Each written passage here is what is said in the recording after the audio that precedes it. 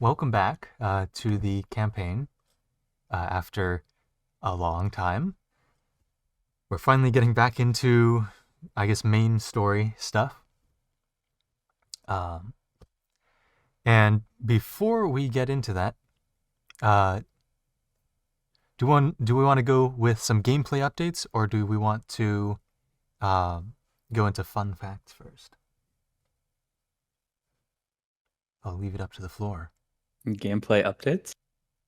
Yeah, so there's some gameplay changes that I want to propose for I'm magic kind of items. interested to hear those. So Yeah. All right, so I've got this table over here on my wall that's also been shared in the server somewhere about crafting magic items and other magic item related things. Um, I think it probably so we have crafting magic items and work weeks. I'm thinking of making that work days. And perhaps cutting that down even in half after that. the So time divide to by like 14 make magic that item time stuff. frame, yeah. I think that's pretty fair. Yeah, I also think that's a good change. All right. I think the general costs of magic items are representative of how good they are. Yeah, Plus, they're a bit expensive, but I think that's fair. yeah. So I think, because I do want to at least make common items a good bit cheaper. Thinking maybe we divide prices by 5. So a common magic item would be 5 gold to 20 gold. And uncommon would be, if I could do mental math, which is very hard, 40 gold to 100 gold. Type range. Yeah, I think that's reasonable. I think that's quite reasonable. Yeah, I think that's, yeah. Let's see. At this point in the game, I think it's reasonable to say we're not going to worry too much about food and food prices, unless we're in like you're trapped in a dungeon and, it's been weeks kind of thing. We're just gonna kind of say all of those costs are kind of menial and put them to the side. Okay. Let's see. Most travel times. I think what I want to do is, I will offer the, what you would encounter during that. But at this point, unless you're on the Hinoki shelf, where there's elementals, I think it's reasonable to say you just defeat whatever comes across your way in whatever way you want. And so if you want to get some pelts or something off of some wolves that you encounter or something. And another big one, to kind of reduce the chances of more child murder. When you roll an attack and you roll it successfully, I want to let you describe how that attack is played out, how you go about making that attack happen or that action. Okay. And that way there's no kind of intention lost in interpretation. Makes sense. I like that. Yeah. There's been some other sort of lore refinements, like where all the races came from. So we have this Microsoft Paint document. Actually, I think what I can do is slap it into OBS and paste it over things. Also, I just want to say, if you were a game dev, this update would be a wildly popular balance update. So we have this racial lineage chart here. So base races of elf, human, dwarf, halfling, Goliath, and technically celestials, because those are the gods of the Divinity War. So elves offshot to drow. Elves and humans would marry or have children of half elves. Dwarves and halflings would be the origin of gnomes, and then goblins were an offshoot of halflings. And then Goliaths, depending on where they ended up settling during the Age of Arbiters would have either become orcs or ogres or stayed Goliaths. So there's the orcs and ogres are kind of offshoot races of that. And then Celestials created the beasts with the goddess of beastlings. Let's see if I can remember my characters after so many months. No, the god of beastlings, Yajun. After they created the beastlings, that was kind of their offshoot race. And another god, which I believe might have been brought up, but I won't mention them just in case. But you have encountered vampires, or at least a vampire, in that empty clearing. And they're an offshoot of one of the gods' armies. And then descended. With all of the sort of changelog updated, we're going to move into fun facts. Did either of you prepare a fun fact, or should I give you some time to cook as I give Gregor's fun fact? My Gregor fun fact of the day, or of the session, is Gregor described in 5 words or less. And so, originally it was just going to be, he's just here for vibes. But honestly, I could do it in 1. Vibin'. There you go. That is Gregor in 5 words or less. That was 6 words. Hold on, All right. hold on. Where is it? 5 words or less. Okay. Whoa!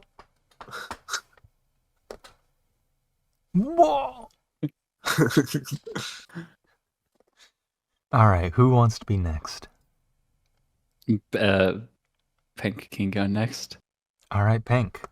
What do you got? It is indeed going to be. Actually, no. I can add 1 word to make it 5. Okay.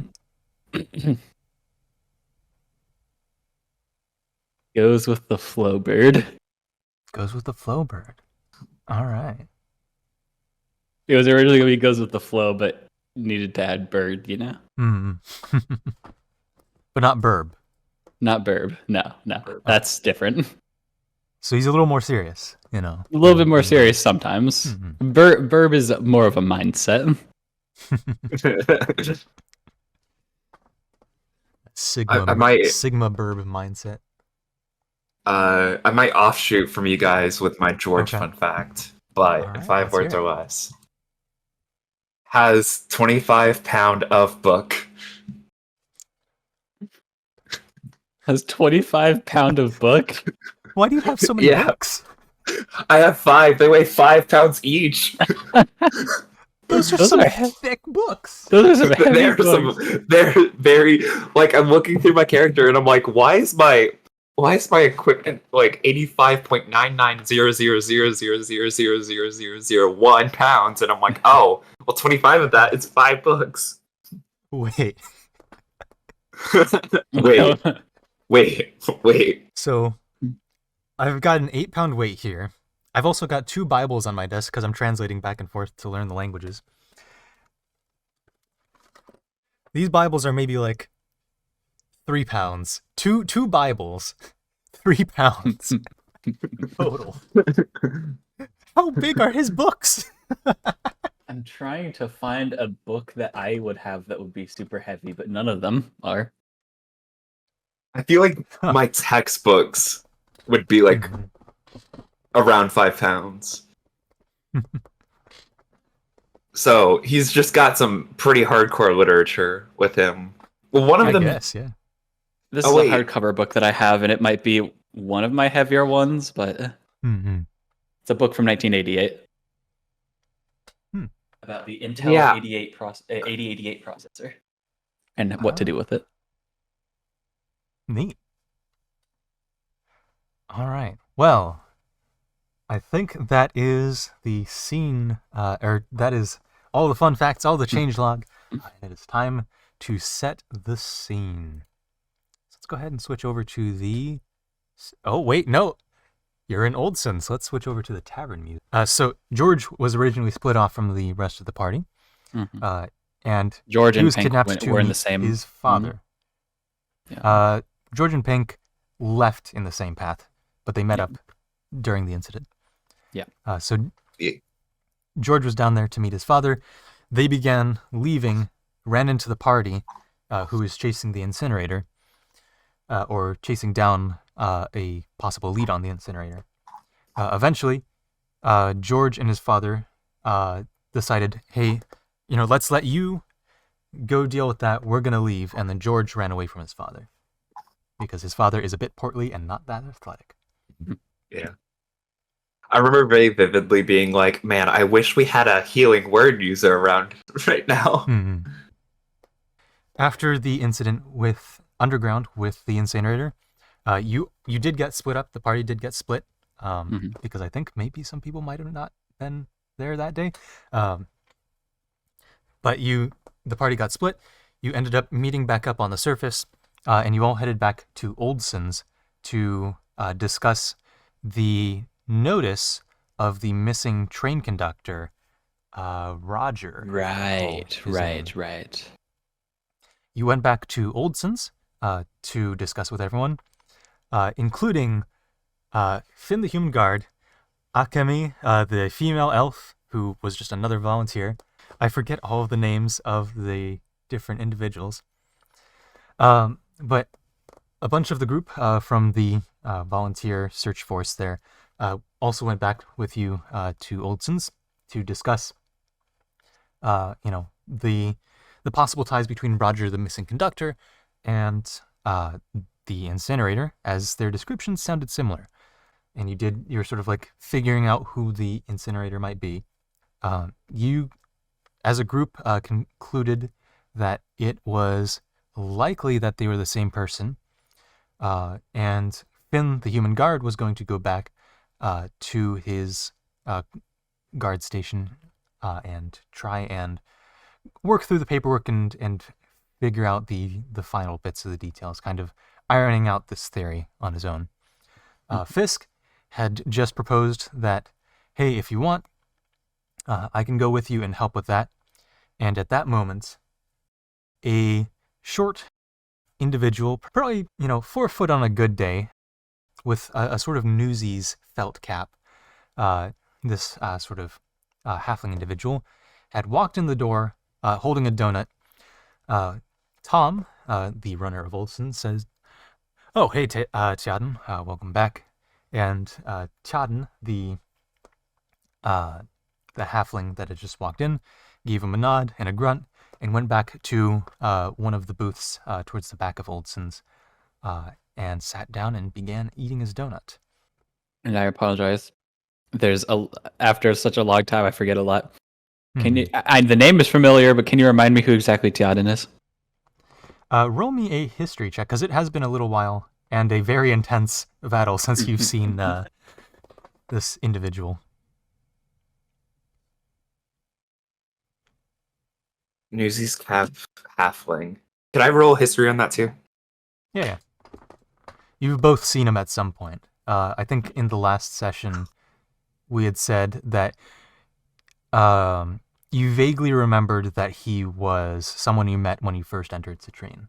All right, I'm going to start a Nat 20 and Nat 1 list for Morgan, because I just rolled a Nat 1. All right. I rolled a 2. So you both don't really remember who exactly Tjaden was, but maybe some conversations will jog your memory. With those history checks of you pondering as to who this individual was, Finn is going to say to Fisk, it'd probably be helpful since you were there. And Liam is also going to say, and I was also in the room where it happened. I can also maybe help iron out some of the details with you, if that's all right. I'd like to be of service there. And then Simone is going to shoot a look over to Fisk, and you're not going to hear anything because it's all telepathic. And then walk up to Tjaden. It's all telepathic. So, Tjaden looks up very concerned at this individual who's speaking directly into his mind. Okay. Yeah. He holds his composure with an 18 on his wisdom save. And he's like, hello. Who might you be? Obviously, no audible response. This is a very one-sided conversation. This is weirder than just speaking to myself. Now it's just like speaking to nothing. Yeah, no, this is great.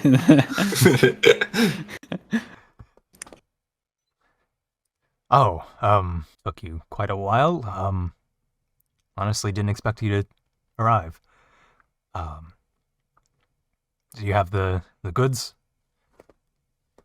And you can see, once again, Simone saying nothing, but nodding towards Tian.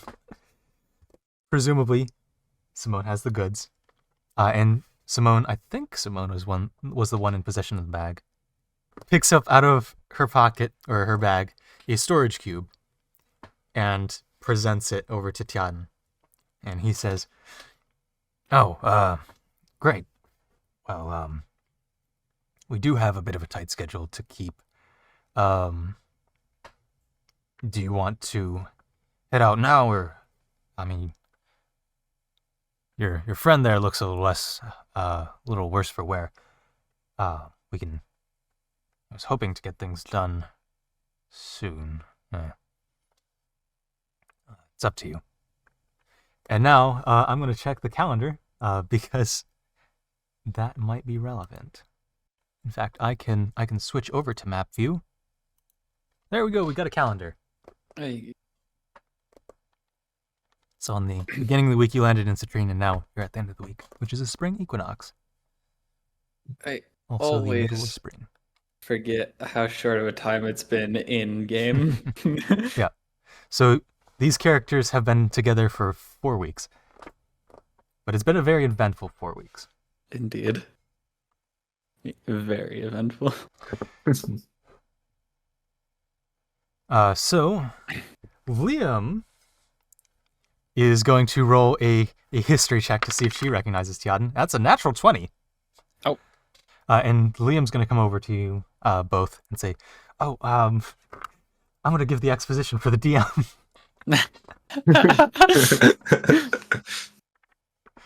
I think that guy was the one we met back on our first day at the Choate Confectionery.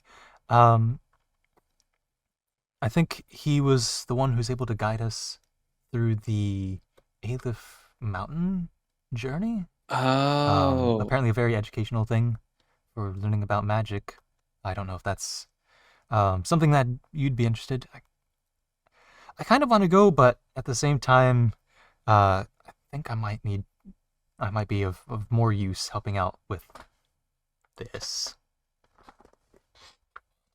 But if you want to go, you might want to ask. You know, Liam, you're rather talkative today. You feeling good? Oh, just in a bit of shock. Oh, fair enough. I'm gonna go get a water and sit in the corner and not say anything for the rest of the session. Does Liam say that out loud? Good old Liam. Classic. I mean, Liam's in shock, so yes, Liam says that. Or the most of that. Well, I mean, doesn't break the fourth wall. I would be rather interested in that. What's about you, Pank? I think it could be an interesting thing. Mm-hmm. Oh, but before we do that, I do need to run by the hat shop. If you'd like to tag along, it shouldn't be too long. Yeah, sure. I mean, I don't have anything else to do, so. Oh wait, Liam. Yeah. So Tian is our guide to the mountains. Yeah, I remember Jean saying that people who had some sort of certification, well, with a natural 20, people who have graduated from a citrine college are able to guide prospective knowledge enthusiasts, I don't know, through this quest that apparently is a big like step in learning magic or something. Man, Tian's a smart guy then. Yeah, I mean, I suppose I've not graduated from a college myself, so I still can't drink this through the mask. Yeah.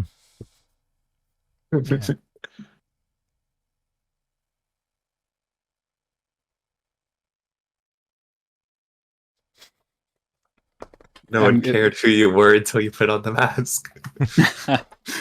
Oh wait, hold on. I know how to play Liam. Uh-oh. Uh-oh. Is he Is gonna it put on about the to be mask? Plague Doctor?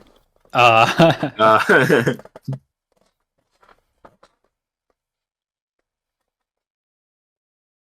Perfect.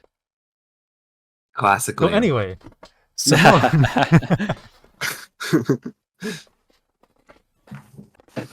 Simone is going to mull things over and sit down at the same table as Tiaden. So it's all up to y'all what you want to do. Whether or not you want to approach or anything. Yeah, I'm gonna turn to George and say, "Yeah, I just want to go to the hat shop real quick." Yeah. We probably, now that I think about it, it's kind of late in the day, is it not? We probably maybe shouldn't go today. Damn, what time was it again? I said it was mid-afternoon. Mid-afternoon. It's like probably about 3-ish. If I recall, the whole sequence underground was at like 1 o'clock in the afternoon. Oh, that was 2 hours ago. Okay. Yeah. So maybe it's like 4 or 5 at this point, about dinner time. Hence why you're all at Tiaden's. There we go. And you get your food for 0 gold because we're going to move past that.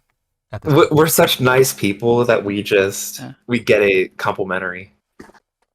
Exactly. There you go. But, yeah, it is getting, I mean, I am, I don't know about you, a little exhausted after all of that. I would say that I'm rather tired as well. Though, you look a bit more worse for wear than... What happened down there? I believe you had already caught back up on the surface, by the way. I mean, that story that everyone told me was crazy. Crazy. Yeah, yeah. Crazy is a good way to put it.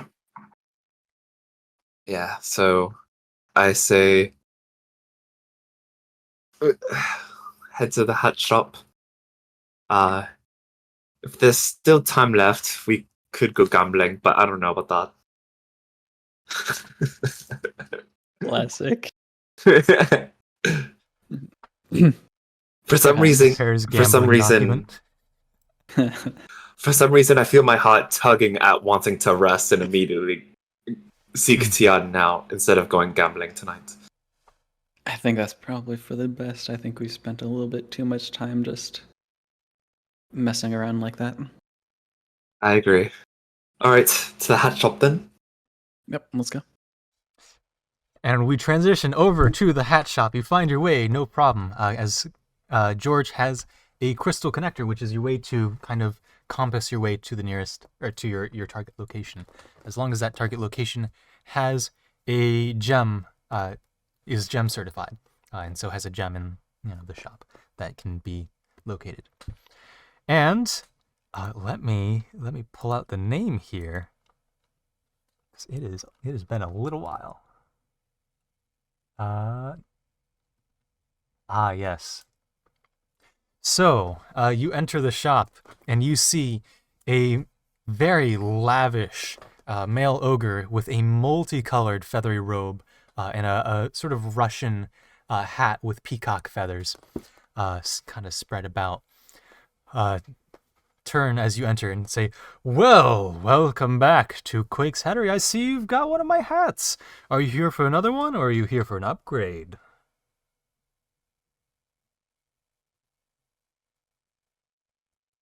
Please don't be intimidated by my presence. Sorry, I know I'm sorry. very lavish. I I was just so caught off guard by your lavishness. I heard that you have the means to create like masks. Oh yes. As you can see, we've got this. You must have seen them last time you were here. We've got this whole wall with various masks. Or if you want something custom, I can certainly get that to you. If top price, 1 gold for the most custom of masks. Okay. What masks are on the wall right now? What kind of mask are you looking for? There's a whole variety. Uh, There's full you masks, know, half mask, upper half, lower half, side you know the half. mask that the Phantom of the Opera, or basically a mask that covers to my mouth, kinda It's like like a from here masquerade to here. mask. Yeah, So a yeah, masquerade mask, yes. yes. Yeah, just over there at that end of the shelf. Ah, perfect. Oh, and don't worry about if the color doesn't suit you. For free, I can adjust that. Oh, I like this guy. This guy's great. Let's see.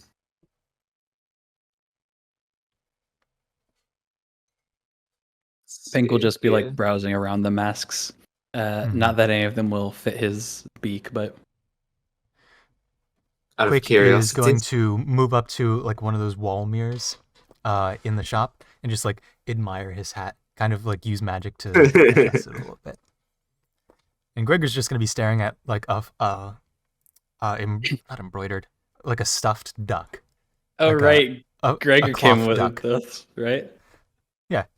Yeah, I'm also here. Hello. And Ah, so he's just going to be Gregor. staring at one that's kind of like sitting in the window as a sort of decoration. Gregor, my beloved. It's weird, Gregor. I feel like I haven't seen you in forever, but it's only been like 2 seconds. I know, time's crazy, isn't it? He's British now. It's. Poem's weird, isn't it?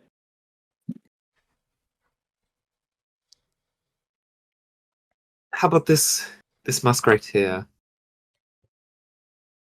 That mask right there, as is, or with that color change, as I promised you, that's just a fair 5 silver, I think.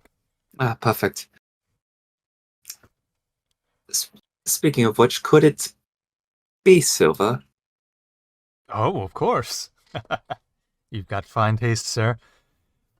He goes ahead and takes the mask from your hands and casts some magic over it that then, sort of like those color changing Hot Wheels, changes the color to silver and hands it Ah, back to you. perfect.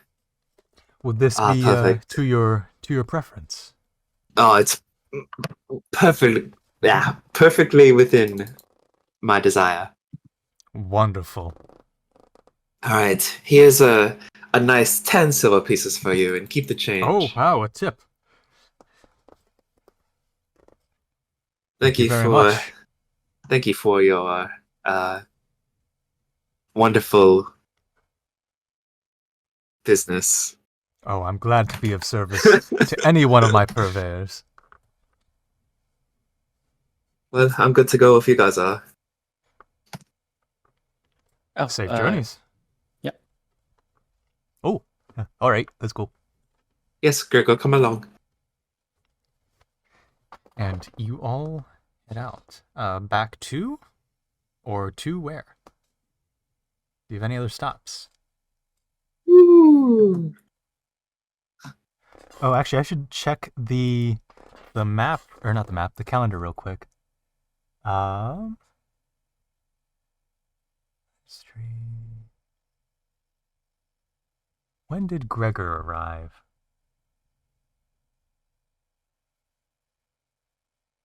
I don't have Gregor's arrival marked on the calendar. Let's look at Gregor the Endbringer's stat sheet.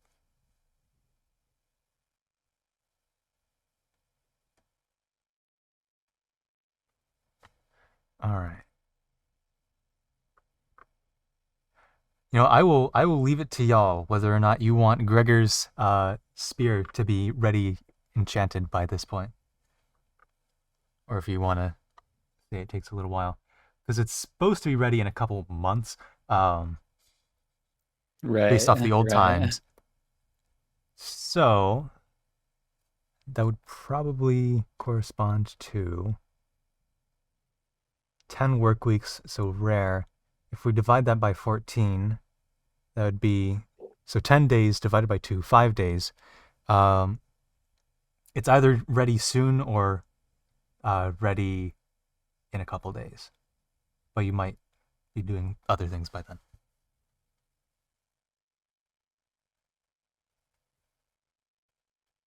I think it would. I think it is more fair for it to be ready sooner. Okay. Yeah. So in a bit or already ready? And you just pick Oh, it I up? think in a little bit Okay. is fair. But Yeah. when did he do that? How long has it been? So I forget the exact date where Gregor had joined y'all. I think it was on the 11th, so it's been 1, 2, 3 days. 3 days. Okay. Yeah, I think a few 3 or more days 4. is fair. Right, you had stayed over the night at the hole you had dug, and then so you met him on the 12th. That's when you dropped off the spear, and also he sold a bunch of the cores. And so 1, 2, 3, 4, 5. I'll just mark down that the 17th is Gregor's new spear ready date. Okay. Oh, that is in black. There we go. Stabilizer off. 17th. Gregor Spear. SPEAR. Check mark. Beautiful. All right. So you all head back to Oldson's. Welcome back, everybody. To my shop. The piano's still playing. What would you like to do?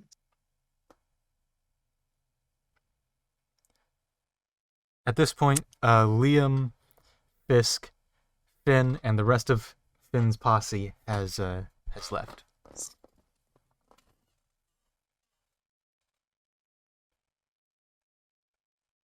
Pink is probably debating about just turning in early. Mm-hmm. Yeah. Same here. Just getting dinner, reading, and trancing, resting, and yeah. By the way, how damaged are all of y'all? I'm full HP, but I have almost none of my spell slots. Mm-hmm. I am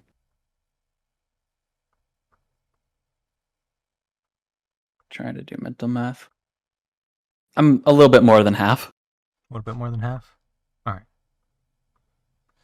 right. So looking at y'all's passive perception, this isn't exactly kept hush hush in the back corner. You can hear Simone not talking, and Xiaodan saying, "Well, I would have liked to head out tonight, but tomorrow morning might work with my schedule. I'll have to give it a go." I'd like to walk up to Tian. Oh, hello. He's gonna roll a history check and get a 15. I remember you from the confectionery. Yes, yes. Hello. You do expeditions out to the mountains, correct? Yes, that's gotta get in the right voice. That's where we're heading tomorrow morning, bright and early. Could me and my friend come along with you? Yeah, I don't see why not. That would that would work with my schedule just fine. Just be Cool. sure to wake up in time for the first train. Cool. We'll make sure to be ready. When would that be? What time? Just after sunup. Gotcha. We should have plenty of time if you wake up at sunup. Well, maybe skip breakfast or have a breakfast to go, we can catch the train by then. It's not. We've been here for a while, I think. It's not been too, or it's not too far to the station from here. It's a nice thing about Citrine, honestly. All right. So just Yeah, Yep. and I mean, I'll be staying the night up there too. So if you'll probably hear. Well, I'm a pretty silent waker upper rouser. He's a bit of a waker up.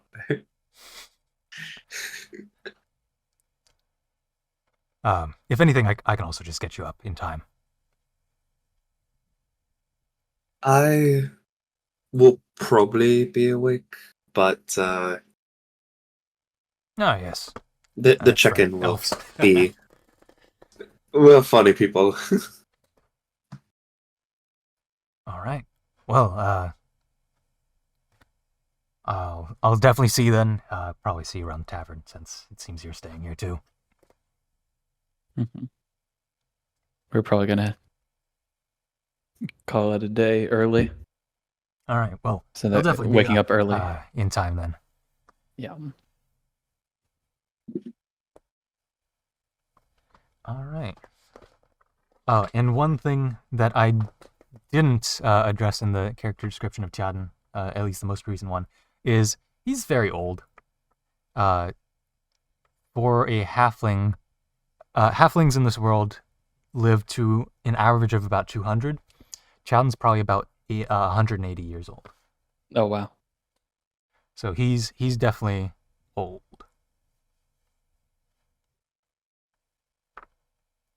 And you all turn in for the night. You get your long rest. Everyone's spell slots are replenished. Yes. Yes. Woo! Long rest. George, is there anything you would like to do with your extra 4 hours? Work on the Ode to Gregor. Oh, to Gregor? All right. Roll me a... What check would this be?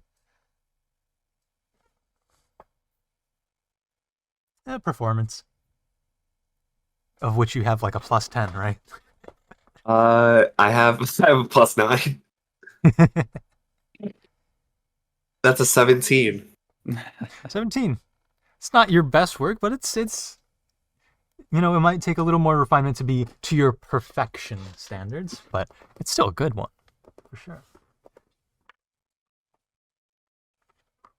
All right. And so you all wake up in the morning. In fact, Tjaden is still there, sleeping quite silently. Actually, George, interestingly enough. Huh. Would you notice that? Are you basically just working through your 4 hours just solely on the Ode to Gregor? Yeah, I where most of probably your have the focus is? hamburger helper out helping me. Okay.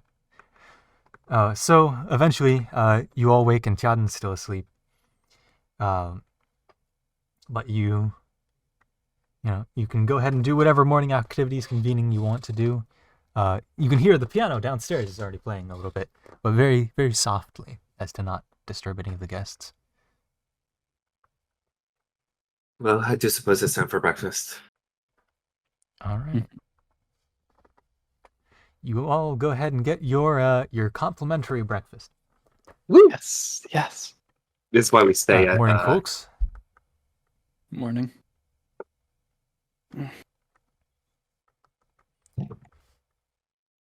Eventually, Tjaden and Gregor and Simone come down to greet you all. Simone goes ahead and loops you in. Let me look at how the telepathy feat works. But I'm pretty sure Simone's been able to kind of like loop you all in when in a conversation. Or she might have been switching between you all.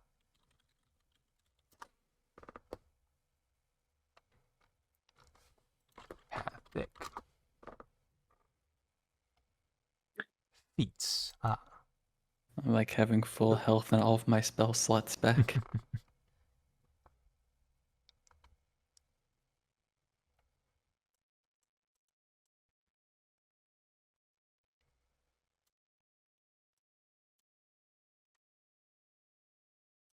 you can speak telepathically to any creature you can see within 60 feet of you. So I'm just gonna say you can all, at this point, hear what anything Simone says. So Simone, you've not really ever interacted with. She was just kind of in the tavern. So she gets her food and I guess sits down with both of y'all, having been informed by Tiaden what the whole deal is. Well, good morning, everyone. Good morning. Of course, not moving her lips.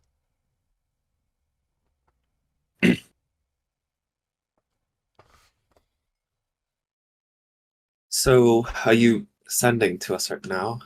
Or Oh, I speak to people through my mind using a sort of telepathic ability. Oh. It's just easier for me that way.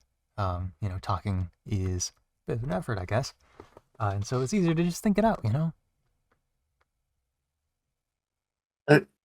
It's very reasonable. Oh, I'm Simone, by the way. Nice to meet all of you. George. Name's Pink. Oh, hello, Pink. Oh, and I'm Gregor. Hello. I'm just here for the good times, Very, very nice. Well, I think we'll be going very soon. Thumbs up. So he gives you a thumbs up back. And at that point, to expedite things, Tian comes down. Seems to be fully packed. He has sort of some basic leather adventuring gear. Nothing too high value. Just the basics for going out in the world. Says, all right. Well, I think if everyone's ready, we can go ahead and head out about now. Probably got a couple minutes till the train. I'm ready whenever you are. All right. Someone says, "Yeah, I'm ready." Gregor's like, "Oh yeah, sure. I can. I'll go along too if that's not a problem." I was like, "Oh yeah, Please do. Yeah, you can go. I can take as many people as I really want. I've got a good reputation with the people there, so yeah, let's go." And you all go out into the world. You go ahead and take a train over to Aleph Mountain. And for now, what is a good theme for that? So you end up going to the train through the system. I think we had said it was 1 silver to ride from the Silver District. I'll leave it up to you whether or not you want to count that as menial expenses and just say skip over it. I'll pay it. Yeah, I was about to say I'll pay it too. And so you go ahead and take the train up the mountain and through the mountain. And after a little while, you end up, I believe it's like 10-20 minutes, maybe even 30 minutes, to go through the mountain. You end up exiting the mountain on a raised section of rail. And you can see a vast farmland outstretched in front of you, full of crops of every variety, sections that are dedicated to animal husbandry, and various huts scattered about to presumably manage these farms. You can also see various magical devices, magical and mechanical devices, sort of a mix, that are meant to sort of maintain these crops passively. Off in the distance, you can see a much smaller mountain than Citrine Mountain that you had actually seen the other side of when you'd first come to the city, which is Aleph Mountain. after going past a couple of different stops where other passengers of the train end up getting off at, you go ahead and arrive at Aleph Mountain. I will go ahead and switch over to that map. Maps. It'd be cities, wouldn't it? Citrine, is that the right one? I think so. That is the wrong one.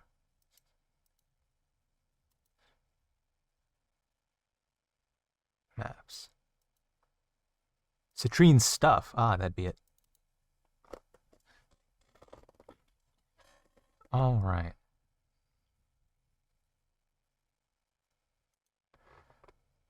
And yes, okay. And it's been a while since I've switched cameras. There we go. So you ending up at this major station here on the map, which is right at the base of Citrine Mountain.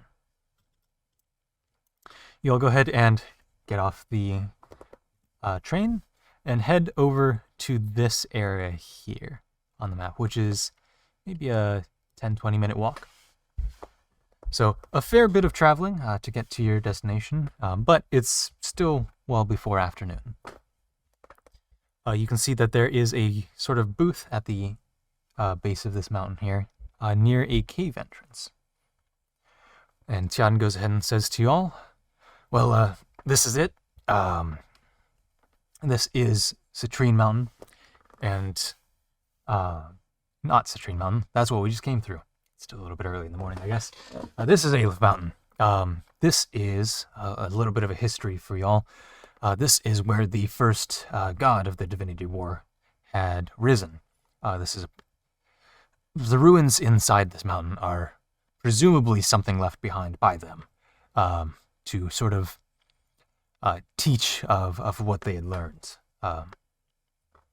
Through this journey, you will be able to sort of get into touch with sort of the fundamentals of magic, and be able to hopefully better utilize any magic that you would choose to use. Really get in touch with the ether, just as the gods of millennia past were able to do. But over here at the booth, I can go ahead and present my accreditation and get you in for the trial. You all walk up to as you get closer, you realize, oh, this caved entrance is actually quite massive. And so these grids are still on a mile scale, if I recall, on this map. Wow. So you enter this massive entranceway. That is the entrance to Aleph Mountain. There you can see there's a couple of different well-maintained buildings, but there's one specifically at the front that's sort of almost ticket booth-esque, that has a sort of guide rail type system to sort of funnel you into a line that, just a line of people can walk in rather than, a mile-ish wide entrance to this cave. You can see the cave past that does narrow down to a small entrance, though. And the clerk there says, "Oh, welcome to Aleph Mountain. How can I help you? Are you all planning to take the trials here?" Yes. So I graduated from Mew College. I'm taking some goods up to the peak, as well as guiding these individuals up to the peak through the trial.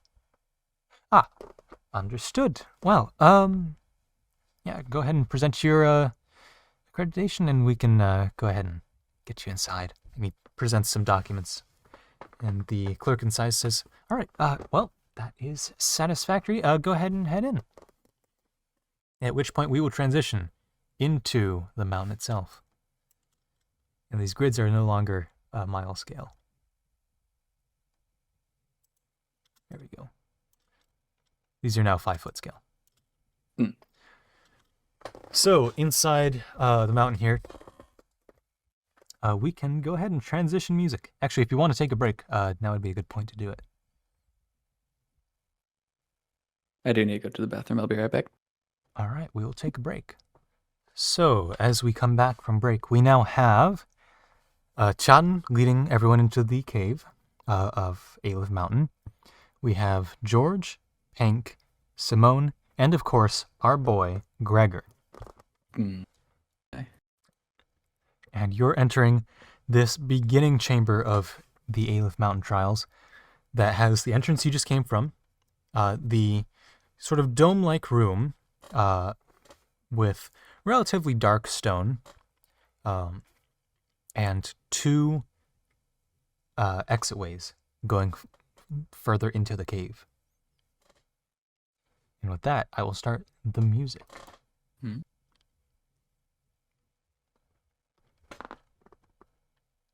Good old Crossroads from Hollow Knight. Yes. I asked you what track to use here so long ago. And we're finally I getting remember to that. use it. I remember that. So, Tian goes ahead and walks forward and stands between the 2 further passages, and says, and turns to the entire group and says, "So, the first chamber is a test of your affinity with ether. Before you are 2 entrances, on my left and on my right, and you will need to wait patiently and find a feel for the ether's flow.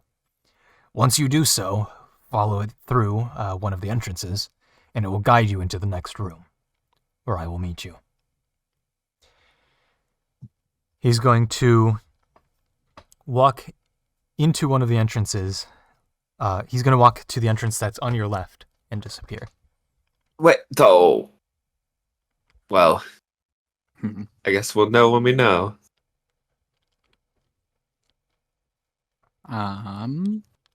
Yeah.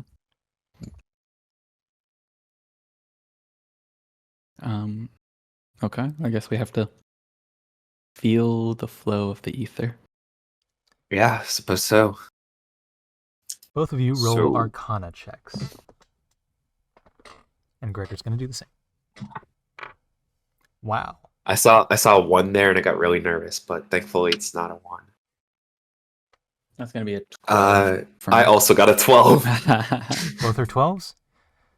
So, based on an Arcana 10 check, as according to my notes, and I will say Gregor got a 16, surprisingly, Okay. and Simone got a 13. You feel almost like a very slight breeze passing 2 separate further passages. So, George, you feel the flow passing to the entrance on the left, and Pank, you feel the flow passing into the entrance on the right. Mm-hmm. All right. So, this door then? Pink is gonna kind of look at you a little bit confused and say, "Wait, no, it's this door." I mean, unless I'm feeling wrong, it's that door.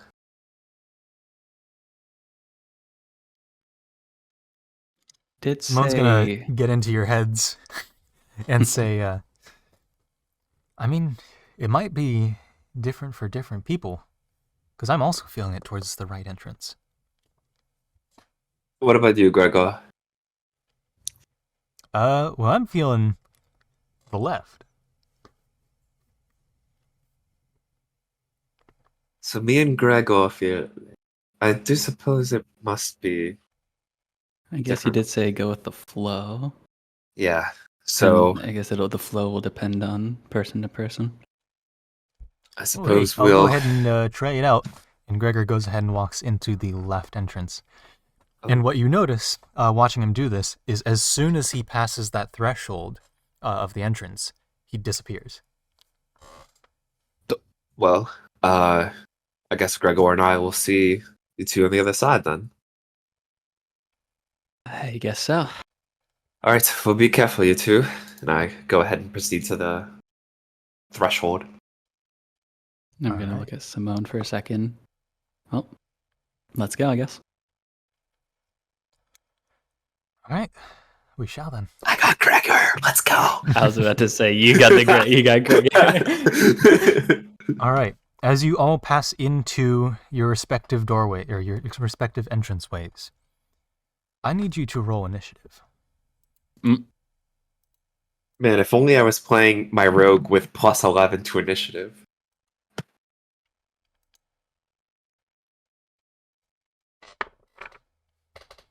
Let's see. That is 17 for me. I'll go ahead and put it in 17. chat. And you said 15? 16 for me. 16? Okay. So, Paul, I'm going to need you to go ahead and deafen.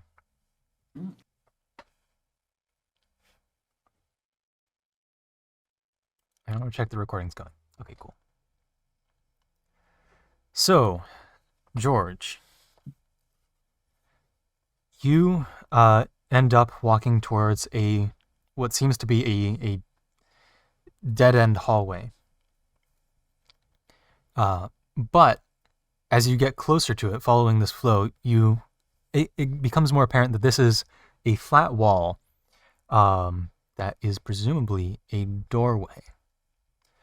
As you get up to the wall, a similar doorway shuts behind you, trapping you in this small chamber.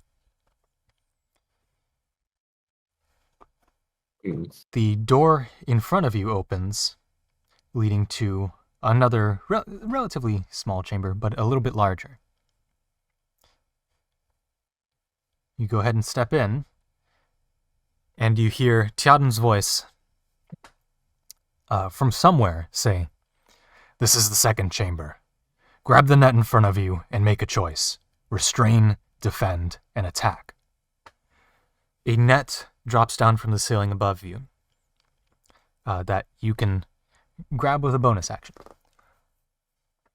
In front of you is a young owl in a small nest. To your right is a bobcat, and on your left is a black bear. You have one turn to use your action, your bonus action, and your movement to deal with this situation. Okay. Movement, action, bonus action. Yeah. Deal with this. Okay. Oh, sorry. Net is bonus action to use. So you just get the net for free. So, okay. So I have... And it would take an action to use the net? A bonus action. A bonus action. Oh, okay. So free action to pick it up.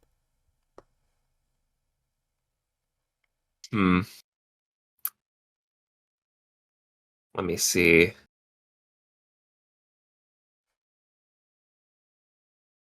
Oh, those humanoids.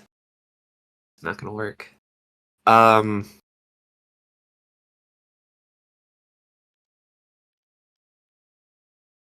and I can go ahead and share map here as well. Oh, hey, I did do this tiered. Nice.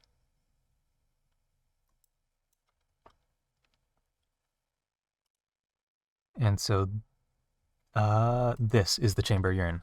So you have space to move down one of the chambers to protect if you wish. And you can still see down the other ones. So like the animals are in each of the corners then? Yes.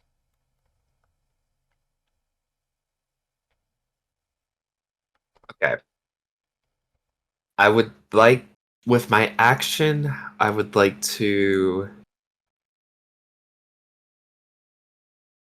cast suggestion on the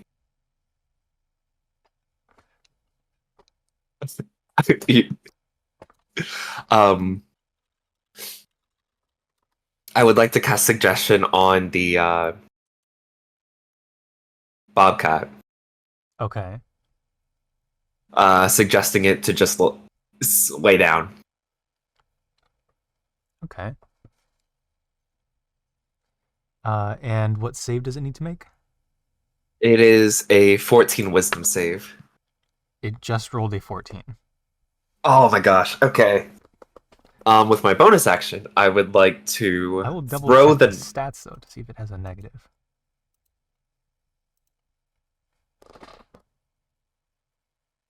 suggestions level wisdom? 2. Okay. Wisdom. It's got a +1. Ah, dang. Okay. With my bonus action, I'd like to throw the net at the bobcat. All right. Throw the net of the bobcat. All right. What kind of roll is that? We'll just say it is a roll to hit. With what modifier? No modifier. 17. All right. It succeeds. You go ahead and throw the net. All right, and then I'd like to move myself between the owl and the brown bear, or black bear, and just sort of like make myself as big as possible. And that's my turn. All right. Assuming I can move in range to get there. Interesting. Yeah. It's 5 feet. Okay, good. So you just kind of shift into one of the hallways. So, as you do all these things, the net, you can see, flies through the bobcat and lands on the ground behind it. The 3 animals then disappear as magic illusions.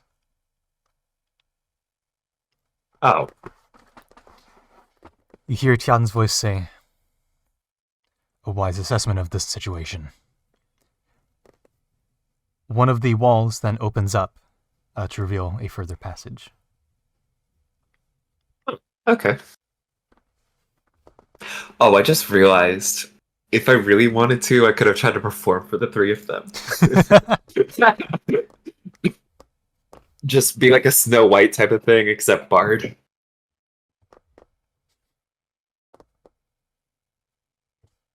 All right. Hello. Jason, you can go ahead and mute now as we move over All to right. Hank. Let me. Where's the deafen button? I think it's if you drop down on mute. Yeah. Bottom left should be the headphones next to the Oh, microphone. yeah, that also works. I've got it on like. I'll just go to the main Discord. Here we go. Cool. So, Pink. Yep. You end up walking down a winding hallway past many entrances, following the flow. You don't see Simone ahead of you, once again, because they just vanished as soon as they went through that threshold. You end up getting to what seems to be a dead end of a hallway. As you approach it, it's much more clear that this is a flat surface, presumably a door. As you get closer, a similar door shuts behind you. The door in front of you raises up, like the doors in Five Nights at Freddy's. One. And you see, hanging from the ceiling, a net. You hear Tiaden's voice say, "This is the second chamber. Grab the net and make a choice. Restrain, defend, and attack." Stepping into this chamber, you see, in front of you, there is a black bear. To your left, there's a bobcat. And to your right, there's an owlet. I can go ahead and bring up the map. You're in this sort of chamber, and each of them are down one of these passageways. It is a free action to grab the net and a bonus action to throw it. Free action to grab, bonus action to throw. So you said, what were the three things? In front of you is a black bear. Yeah. To your left is a bobcat. And to your right is an owlet. And but what Tian say, like restrain, protect? Restrain, defend, and attack.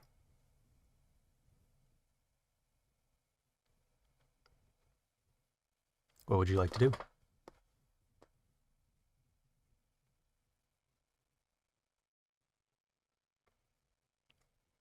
Using my free action, I will grab the net.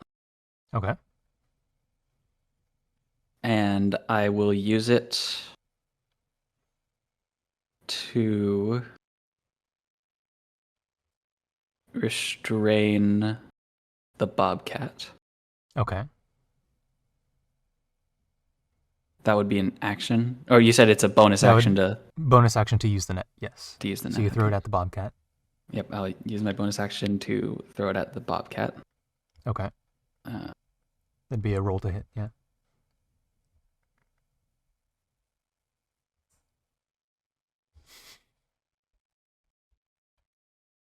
We need to update the nat 1 counter. Oh boy. So nat Alright. 1. Yep.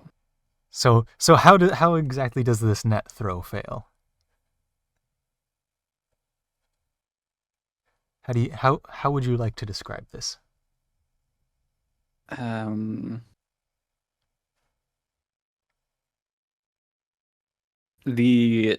I throw the net, but in my sort of shock and confusion at sort of just what's been thrust upon me all of a sudden with all these things in front of me and what Tian said, I don't cast the net as well as I should have, and I guess it gets tangled up into a ball sort of midway, and it just kind of hits the bobcat in the face.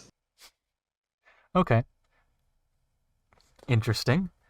All right, so you've got an action and a movement left. And I'm going to roll for distraction against a big ball of effectively string. Yeah. Alright. So, let's see here.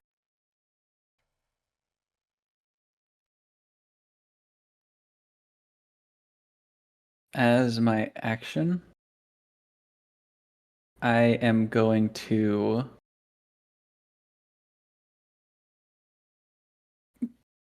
how close are they all to me? They're each at the ends of those chambers. This grid is 5 feet. I gotcha.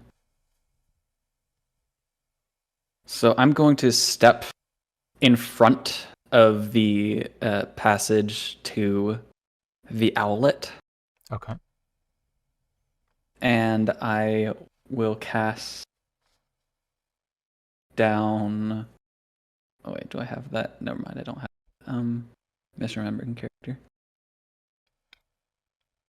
From the entrance of the owlet path, can I see the black bear? Yes. So in that case, I am going to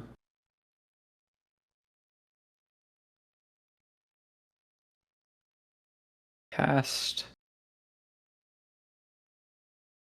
Thunder Wave at the black bear. I think that's an area of effect, by the way. Thunder Wave? Yes, that is a 15-foot cube. You're right. Hold on. There's. Yeah. You know what? That's. Might not do that. Might not do that. Yeah, definitely not do that.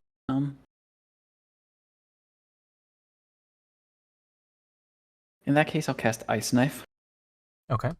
So you summon an ice knife? Or is that a ranged attack? It is a ranged attack. Okay. And it's a 5-foot sphere, so I think that would be well contained inside of Yes. the path. Yep. All right. Is that a roll to hit, or is that a dex save? That's what I'm checking. Create a shard of ice and fling it at one creature within range. Make a ranged spell attack against the target. On hit, the target. Yeah, so it's just roll to hit. Okay, go ahead and roll a hit. Does a 23 hit? I believe it would hit, yes.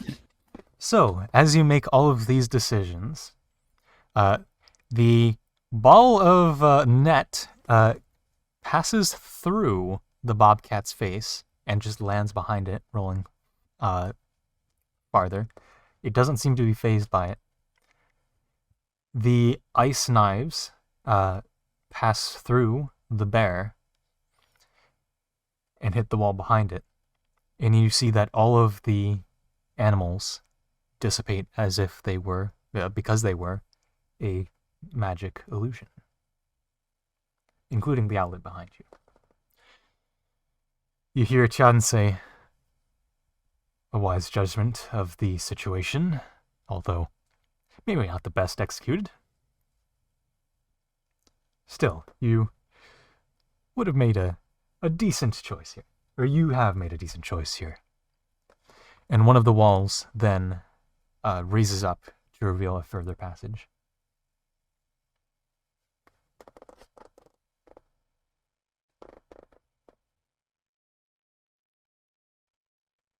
Hello. Hello. Not gonna lie, I do appreciate that deafening doesn't get rid of the live stream music, and I Yes, just that's what I was gonna say. It's so calming. It's so calming. Nice. I was a little bit worried about that, but it's good to hear that it works. So, you both head down your respective passageways, and you end up in another room. Let's see. Okay, cool. So let's change the map views. So are we back together now? Yeah, you're all entering another chamber here. Okay. There, that'll work. So you all end up entering this chamber. First, if I go by initiative, let's see. So Simone got a natural 1. Gregor got also 17. So George and Gregor, you end up meeting together at one of the forks just before this entrance. Oh, hey George. Oh, hey. That was an interesting happenstance. Looks like this is the next opening, though. Yeah, that was interesting. Do suppose. Yeah, seems like it. And you enter I the wonder where room. the other two are. Yeah, we can do that. Okay. So you enter the room, and you see Chowden there just kind of leaning against one of the walls.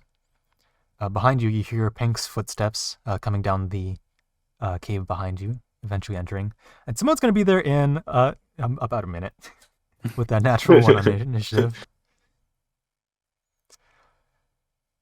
So you have a moment to take in around you that there are 3 stone work surfaces and a circular ceramic chamber with a void on the inside and a void underneath it. Or no void underneath it, just a void on the inside. This sort of like ceramic basin is sitting in the center of the room. To the side of the room, there is a pile of what looks to be soil. And at that point, Simone enters the room as you kind of get your purview, and Tiaden then steps off the edge of the wall there. So, welcome to the 3rd chamber. The 3rd chamber begins with a question. What happens when you combine the 4 major elements of fire, earth, water, and air? It is in this chamber that you will figure that out.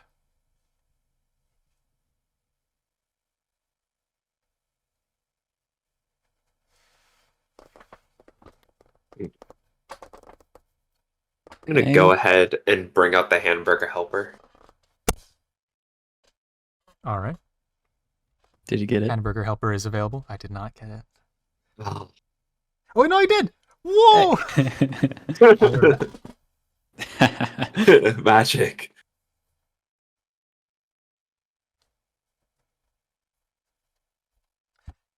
Yeah, I caught it between my thumb and my main hand. Oh wow! The main body of my hand. Almost escaped. So, what would you like to do? Hank is gonna walk up to one of these work surfaces and kind of like All right. inspect it, touch it. It is. Roll me an investigation check. Gotcha.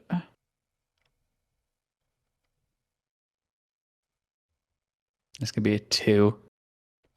It is a stone work surface. It's pretty much completely flat. There's a basic design kind of supporting the work surface, but it seems to just be a flat work surface made of stone. A stone table, if you will. I'd like to go up to what seems to be a soil the soil deposit, All right. and pick it up with the hamburger to look at it in front of me. All right. Roll a, I guess, investigation. Oh, shoot. Man, we are rolling really well today.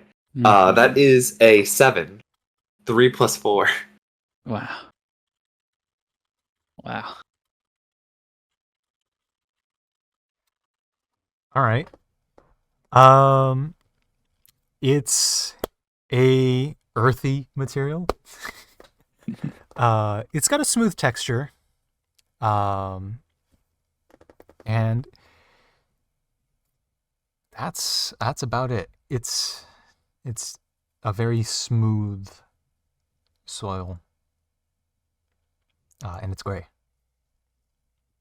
So, question about the thing in the center. Mhm. I guess Pink wants to look at it a little bit closer. You said it's void. Yeah, so there's basically a thin circular wall around an empty chamber, basically. Mm-hmm. And there, upon closer inspection, there is on one side a hole about probably a foot wide that has a bit of a dome shape to it. And the bottom of this chamber, this like void, is flat inside the basin. Hank is going to walk over to the earthy sort of area, Okay. grab a handful, Okay. and then put it into the hole. All right. You now have a handful, a hand and a handful of this soil inside a chamber. What would you like to do? Just drop it in. All right. It falls out of your hand and sits on the ground, or on like the bottom surface.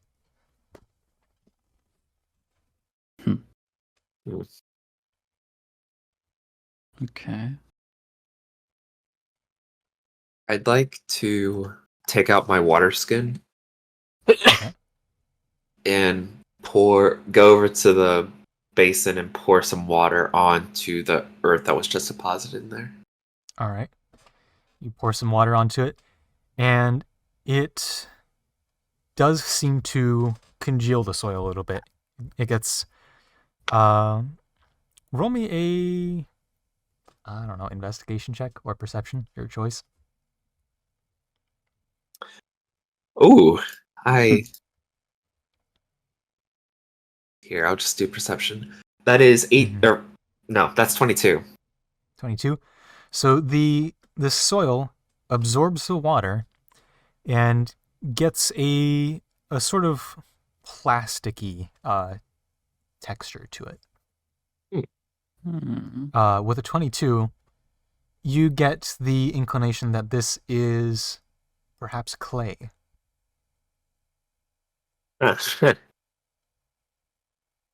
Interesting. We're making pottery. Hmm. I get the feeling that next should be fire then.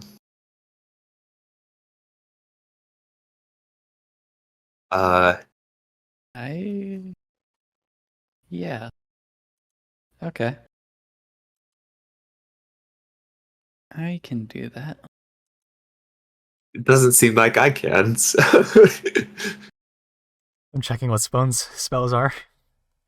I know that I don't have any fire spells. I'm just looking through. I do not have a torch nor a tinderbox. Mhm. So I actually have quite a few things, but Pink would not think to do that. He would instead go for brute force. Fair enough. Um, I've got the wind And down. so far, by the way, you've all been like non-verbally communicating with each other. yeah, but like I feel like me going in and putting the Mhm. earth in the center port is kind of like a and if he was watching me do that, he would kind of get an idea of, I see what you're doing here. Yeah. So, what are we thinking here? Well, so far we've combined earth and water, Okay. and it certainly changed the earth. It seems that you familiar with clay? It looks like clay. Oh, of course. Well, I don't know why I said that. Of course, you're familiar with clay. Um. So, I mean, there's pottery, which would the next parts would be fire. Checks his pockets. Gregor the Inbringer, what do you have in your inventory? He doesn't have the like elemental soul, the fire elemental soul. His gauntlet has a Oh, flame element or a fire elementals. What's it called? Ox component. Well, if I punch it, it can get pretty hot with my gauntlet. That might work here. I can hold the. I'm not gonna hold it, but the hamburger can hold it still. Okay. Do you want to make it into any sort of shape or something, or just kind of this pile? I mean, it's nice clay. I'd be ashamed to waste it. That is true, but I have a feeling, based off of the limited information we have, I have a feeling we just need to add the components together and it will form itself. I mean, the clay just sort of formed itself without much intervention from Well, it me had and Pink. a very like the surface kind of mushed together, but the bottom was like if you were to like dig out the pile to pick it up, you would see that the bottom's still kind of dry because it didn't penetrate all the way through. Oh, upon further inspection, um, how does that glove of yours work? So you punch it Well, and it's yeah, I think I just punched things and then the elemental core thingy, the ox component, just heats it up really fast. okay. You know, like does a punch Then into the air and you see like kind of like when Zuko lost his firebending and he just got like a little yeah, puff. yeah. It's like a little small puff. Are you able to do that without full force punching?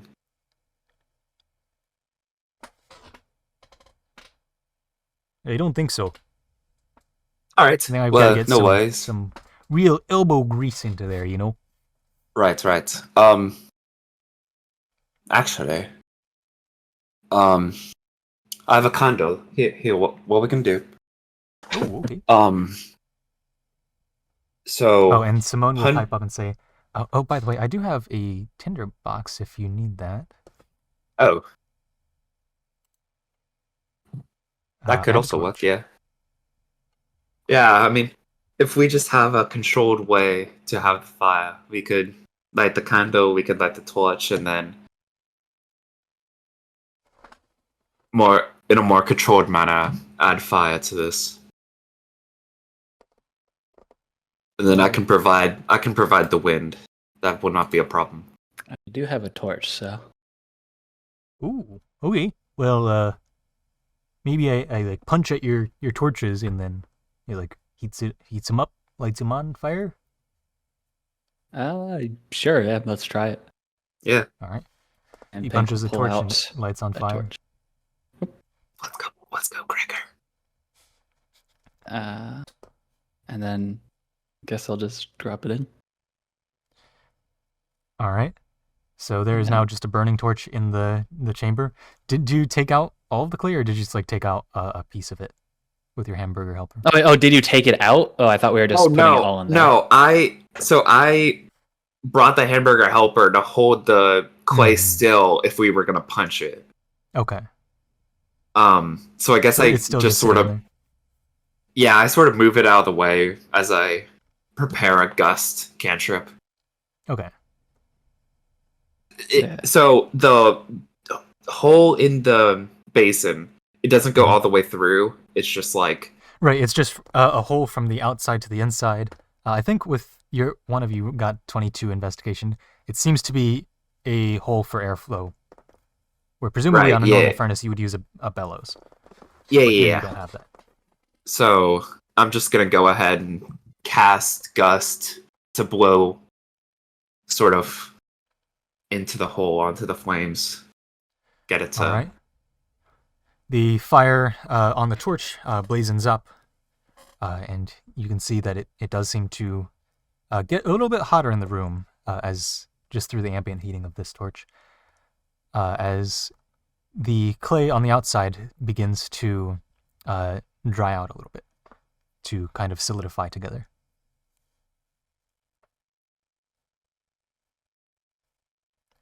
And at this point, Tiaden will say, "So, that's a different voice. That's Eimer. So, have you figured out an answer? What do you get when you combine the four elements?" well, certainly something entirely different. Something Interesting more interpretation. structured. Something more structured in a way. Go on. I would say, in a way, the earth, water, air, and fire by themselves can be rather flowy, rather malleable. You can pick up dirt. The dirt will move down in a landslide, all that stuff. Same thing with water and air and fire. They move around on their own, but combine them all together, and we have it seems to be a rather rigid piece of, well, dried clay now.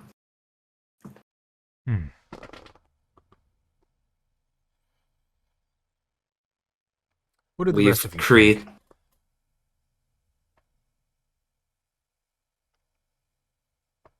He turns to you, Pank. Oh, is he still in the room? Yeah, he's still with the rest of you. Oh, okay.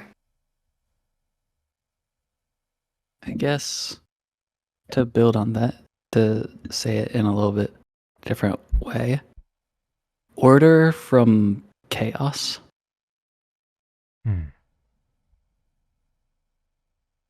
Interesting.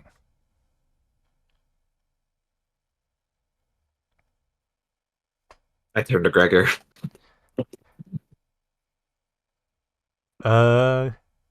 You get a cool structure, like a pot or like a vessel. My man. And Simone says something to Tian, but the rest of you can't hear it. I'm glad we have the wisdom of Gregor with us.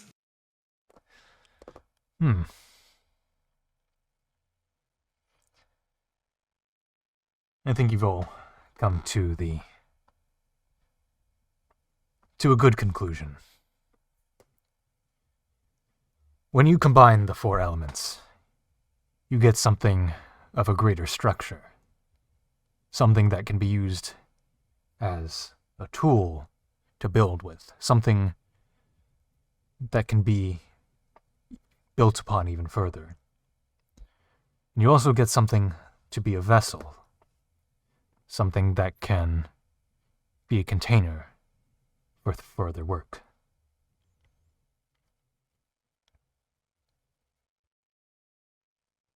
In a moment, or in a bit, when we head into the next chamber, I want you to keep in mind the idea of building things from lesser things, building up to a larger structure. But for now, we're going to be creating tokens for all of you.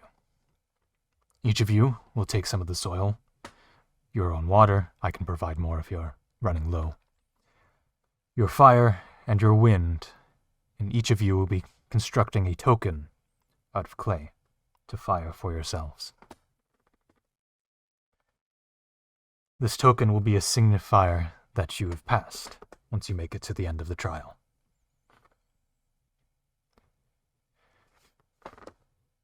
I suggest you make something that reflects your personality, something that is a reflection of you as an individual.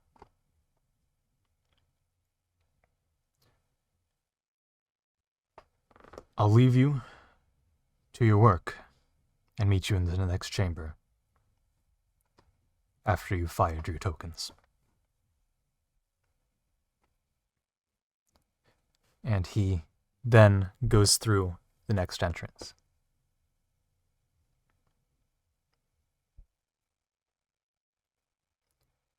Gregor's going to go ahead and pick up some of the soil and bring it to one of the work tables and start working.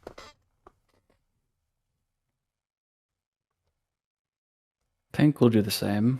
He'll go to one of the workbenches. All right. Yeah. So will George. All right. And so will Simone.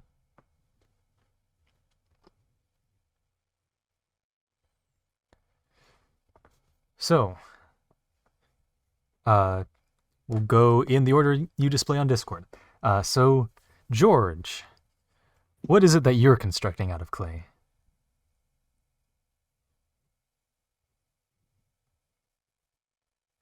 I would like to, in my best way, sort of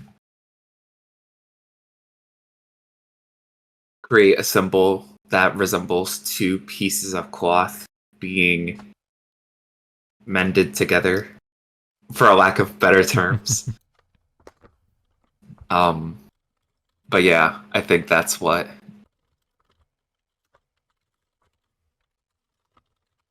Okay.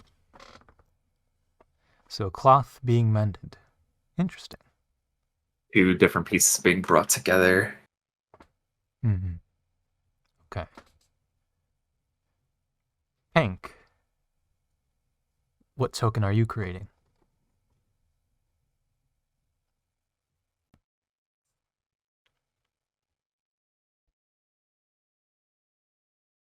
I have an idea, but I'm trying to figure out the best way to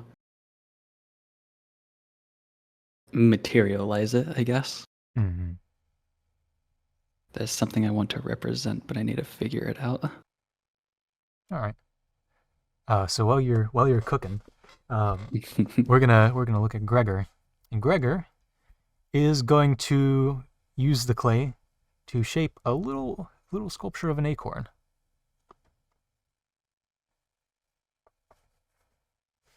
He's gonna try really hard to get the stem just right. But so they're just little models of whatever we have, and not tokens. They're little tokens, or like little trinkets that you'll bring on Okay. through the chamber. They can be in whatever shape, though.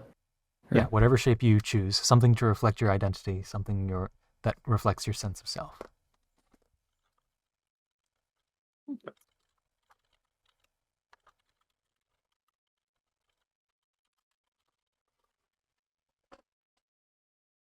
And Simone is going to make a token of indeterminate shape for Morgan to decide later.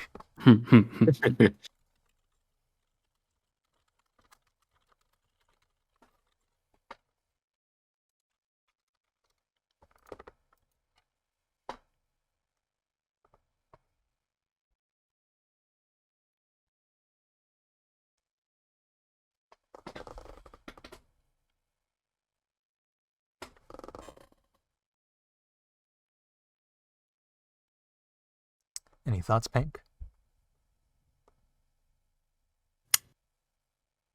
I think so. It's nothing fancy or intricate. It is just simply a thin circle.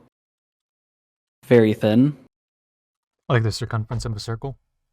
Or it's just a like It's thin, like planar wise? dimensionally thin circle. Mhm. Okay. It is made out of a rigid, known, hard material, strong material, yet its size and thinness makes it always on the verge of breaking. Interesting. All right. So, you all can then move to fire your clay.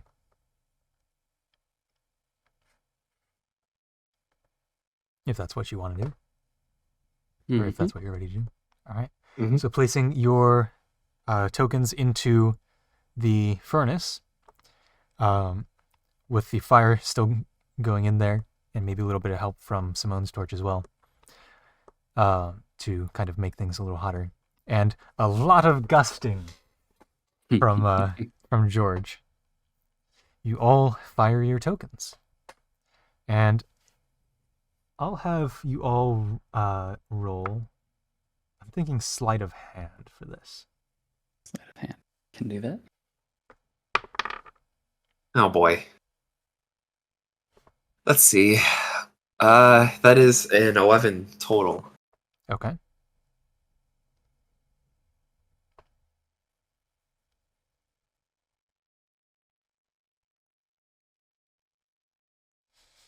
Natural one.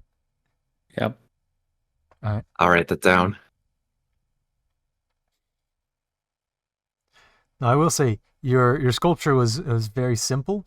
You can just fire it again if you would like, Mm-hmm. or you can go with what came out of the furnace, which was a very cracked, basically segments of the circle. Like it cracked into pieces. Yeah. So when it was fired, it was so thin that it just ended up cracking into different shards. That I all see. put together would form a circle, and you can do something with that if you choose, or you can choose to fire a new one. That sounds like something that could be mended. Are you gonna try and mend it? If Pank allows. I think he will allow it to be mended, just because that's not exactly what he's going for. He doesn't want it broken. Mm-hmm. Yeah, All right, at I least. take out I my will flute. say, George, for this occasion, just roll a d20. All right. 7. 7. All right. So, you go ahead and mend up this circle, but the cracks of where the different shards meet up are still noticeable. You can see those traces. But It's it is in one solid piece, but it is one piece. Yeah. And it is I'll real. I'll take that. All right. I understood that reference. And Gregor got a 12, so his is fine as well. Although it is very simple. All right. You all have your tokens now.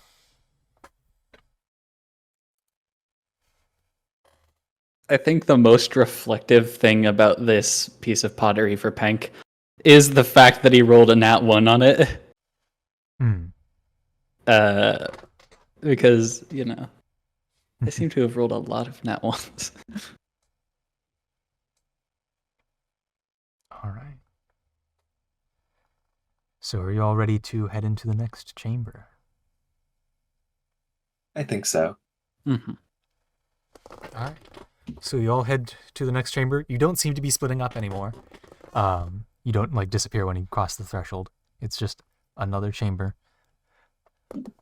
or another hallway into another chamber. And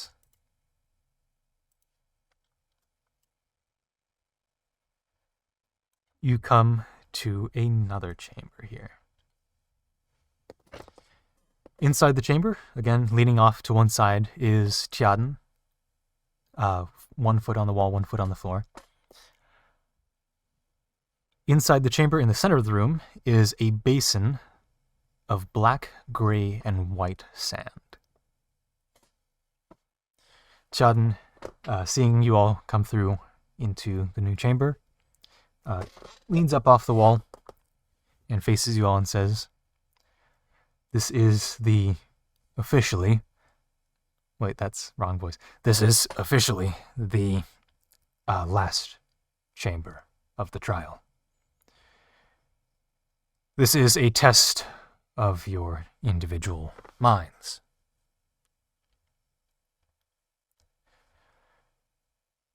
In the previous chamber, we looked at using the 4 elements to build a greater structure.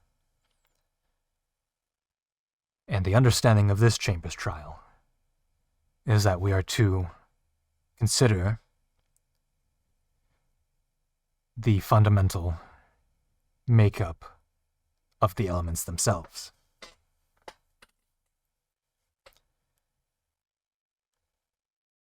The test is to see what you think, personally. What would make up the base elements?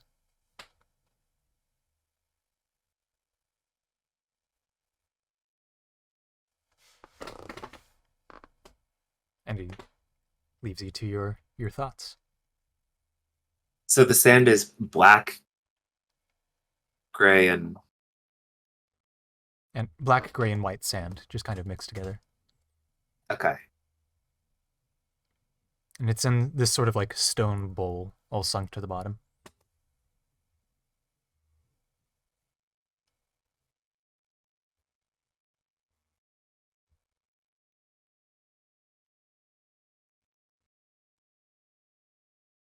And is that the only thing in the room? That is the only thing in the room. Mm. The rest of the walls in the room are pretty much plain.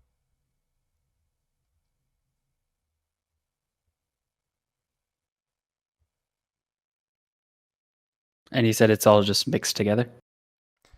It's pretty much, yeah, all mixed together. You can roll an investigation check if you want to look a little closely, though.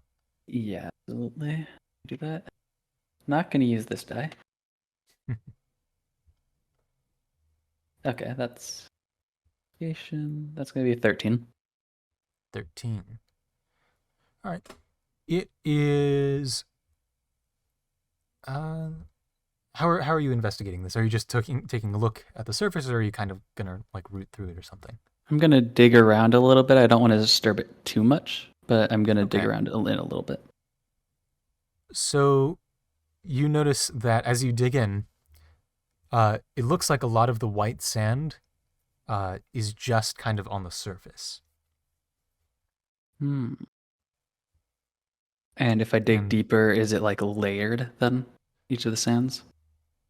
After that point, it's pretty much just a mix of the black and gray sand. Let's see.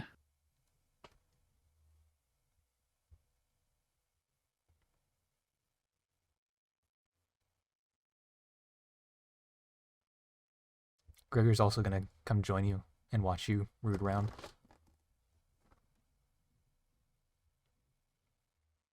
And to round it out, Simone will do the same.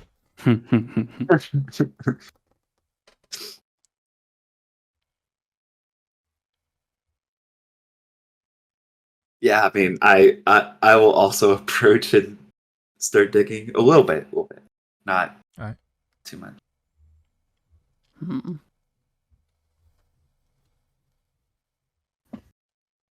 There's something that Pink wants to do just instinctively, but I'm gonna not do that.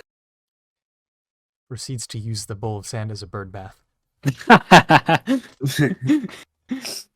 I went got like several liters of water to pour in it so I can just like bathe real quick. In the last room, Tiaden, you mentioned bringing together lesser components to create something bigger, something more whole. Indeed.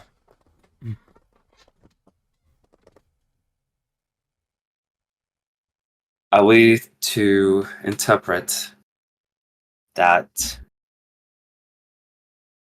perhaps we can create the lesser elements from the different kinds of sand we have here? An interesting interpretation.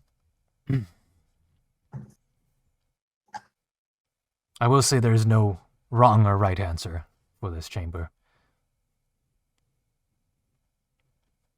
Although, I've certainly not heard that answer before. It's just my first thoughts. Mhm.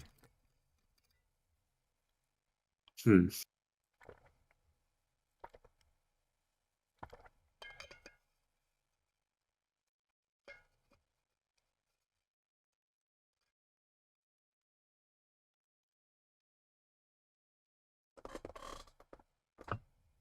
Oh gosh. I really do have an idea, but I don't want to mess up the sand in the center at the moment. So I Okay. have a quick spell question. Okay. Prestidigit. Yep. That one cantrip. Prestidigitation. Yeah. One of the effects is you instantaneously clean or soil an object no larger than 1 cubic foot. Okay. That couldn't be used to sort of sort the sand as if I'm sort of trying to clean off the black and gray from the white, or vice versa. I'd say there's about a cubic foot of sand in this basin, so you could do that. Okay, I'd like to try to sort the sand using prestidigitation. All right. So, you notice that there is about equal amounts of the black and gray sand, but the pile of white sand is significantly smaller, as of course it only sat on the surface and didn't go that deep. Roll me a investigation check. A what check? Investigation. I believe that's 23. 23? Oh yeah, that's definitely plenty to Yeah. notice that the grains of the white sand are much smaller than the grains of the gray and black sand. You know, this white sand is smaller individually. Actually, with a 23, yeah, why not? Accounting for the size difference, there's probably about an equal number of grains of each.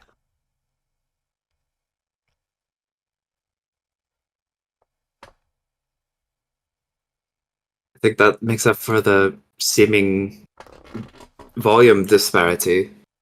It isn't that there's a disproportionate amount of black and gray. I feel like there's about the same amount of sand, it's just that the white is so much smaller. What does this mean? All right. Hank can't hold back anymore. You just nicely sorted everything, right? I did, yeah. Hank, apologies, is I going can to fix get in whatever you there. do. Is going to get in there and mix it all together Okay. into one homogeneous. The white is not separated out. All of the black, gray, and white are all mixed together until it's one homogeneous, just middle gray. Okay. So, how long are you mixing this together? Just like a quick mix, or are you just gonna keep like stirring it? I'm gonna keep stirring it, and then like it. Is this basin like attached to the ground, or is it like a bowl that I can pick up? Yeah, it's attached to the ground. It's attached. Okay. Yeah. So I'm gonna do my best to mix it together as thoroughly as possible Mm-hmm. Okay. and see what So comes as out. you start mixing them together, they do seem to form a homogeneous mixture. But as you keep mixing, more and more white sand begins to preferentially move towards the surface. So it's not wanting to mix then. So sort of like if you were to drop a low density object into a high density object, it'd go to the surface. Yep. Okay. Hmm. They don't seem to want to mix all that much. The white. There goes my idea.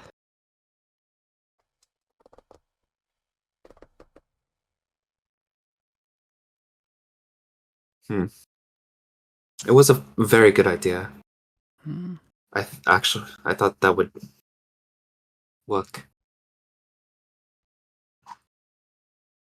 Well, mixing to start, but we are able to sort them out individually. Mm-hmm.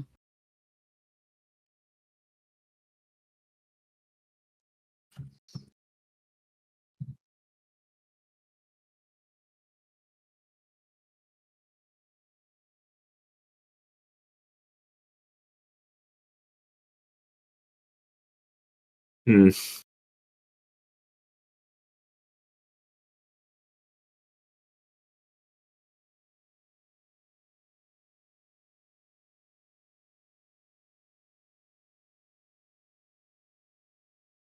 Only had a way to. Okay. I would like to.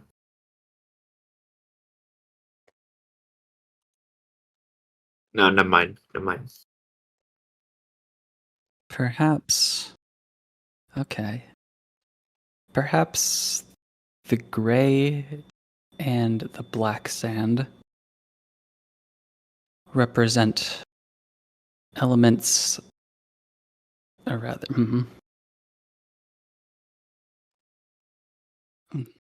that represent elements that can mix, like fire. Wait, hold on. Ah, shit, never mind. So like water and earth can mix. Yeah, like water and earth, but fire and. No, that doesn't work. There's only 3 sands. Well, you can't have fire without air. Exactly. Fire. I would like to prestidigitate all of them separately again, and then Okay. just mix the black and gray. Okay. So you do that, and the black and gray seem to mix pretty homogeneously.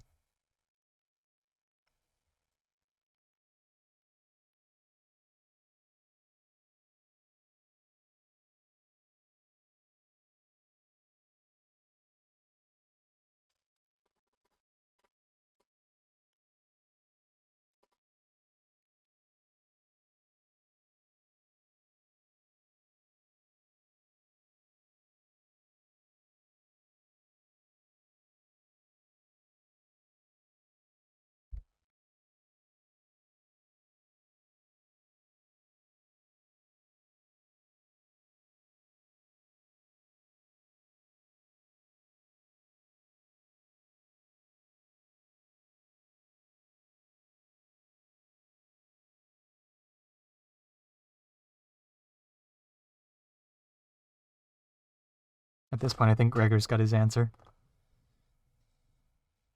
You have something to say, Gregor? Well, I'm thinking that maybe this sand is like a soup, and the soup is in this basin, which is like the vessel, that you can make out of clay. So I'm thinking maybe the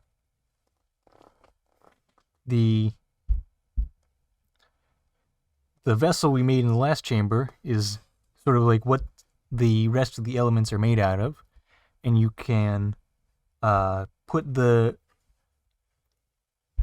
maybe put the like even smaller elements into that bigger vessel and get a soup. And Tian says, a very creative interpretation.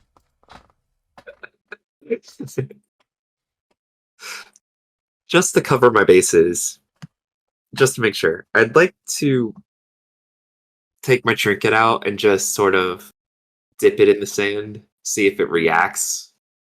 Just to make sure. There is no apparent reaction. Alright, good. Well, you know, with soup, you heat up the vessel.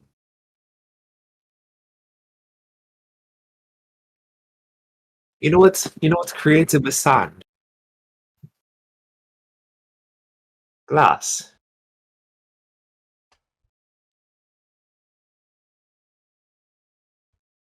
So in this state, I would wager we would not get the prettiest glass, or we would get quite unusable glass and very sharp glass, without sorting it better. Hmm.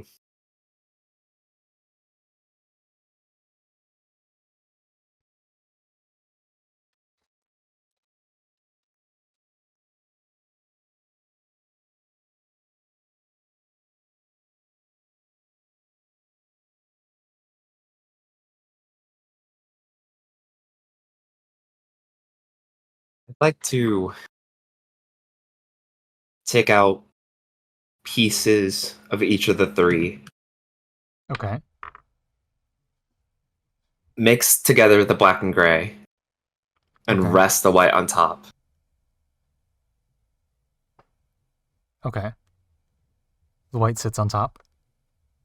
I then would like to form glass out of the white, Okay. How are you forming or the at glass? least heat the sand Okay. How are you heating the sand? using fire. Where is this fire coming from? Gregor, could you come here a second? Oh, sure. Oh, Sorry. maybe not Gregor. Well, actually, Gregor, come here, and then if I could have a torch, please. I don't have a torch, but I do have my glove. Pank will pull out another torch and hand it over. Ah, thank you. If you could light this, Gregor. Sure. He lights your torch. Ah, perfect. I just sort of hold the fire next to the sand. You now have hot sand. Perfect. That was a great use of our resources. I mean, you can put out the torch and you relight it later. That is true. I'll go ahead and I'll go ahead and put the torch out and give it back to Pink. And then put the sand back as well. How are you putting the sand back? With the hamburger helper. Okay. It is hot sand. All right. So you mix the sand back together. I feel like I'm so close on the verge of thinking of something, but I can't quite like word it properly. Because sand is formed from the other elements, from air and water erosion over time, clouds of rain washing down and forming sand from the earth. So perhaps something along the lines of each thing that makes up an element is some combination of other elements. There is no one particular thing that makes up each individual element. But they all are work together in some form or fashion to make up each other. A very interesting interpretation. And how about you, Simone? And how about you, Simone? And Simone says something to Tiaden. And you don't hear it because it's all telepathy. And Morgan's not here to give an answer. He's like, I've not heard that one before either. But an interesting interpretation nonetheless. Very well. You've all each given your answer. If you desire to do so, we can head to the next chamber. Should I be reminded of my answer? Your answer... Oh, what was your answer? I just remember you gave an answer. Yeah, it was something like... Oh, shoot. Well, whatever it was my interpretation. Indeed it was. I think it was the sand can be built up into or the four elements can be built up into the sand. Was that it? Well, wait, mine? No, Or- George's. Oh, sorry. It It was something to do with like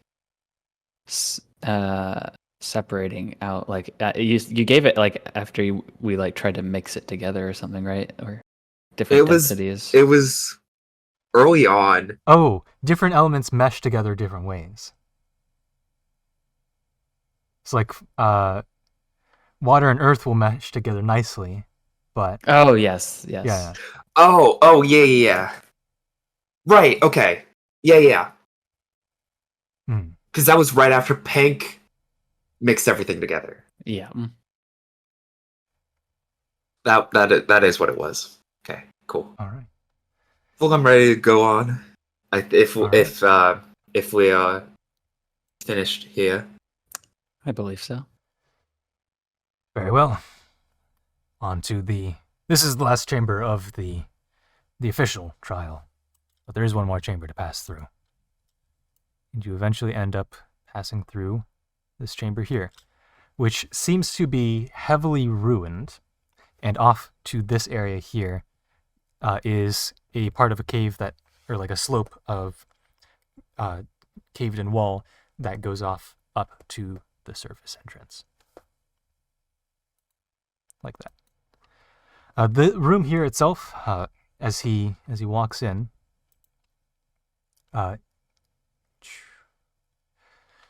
as you can see, the what we think was the final room of the original trial is utterly destroyed. You can make out pieces and parts of different inscriptions on the wall there, but they're so dilapidated and destroyed, presumably from either the Divinity War or the Age of Arbiters or just general time, that no one's really been able to piece together what any of it means. Frankly, no one thinks there is enough to piece together. So, this is the end of the journey for Aleph Mountain. You can very well head up to the surface there. And he stands by the slope up to the surface. I do want to take a look at those inscriptions closer. Yeah, same here. Sure. Go ahead and take a look. Would they happen to be in Draconic, Common, Elvish, or Gnomish? No. I feel like if they were in common, they would have, They would have figured it out. just a little. Just rolling in, and that's a 9. So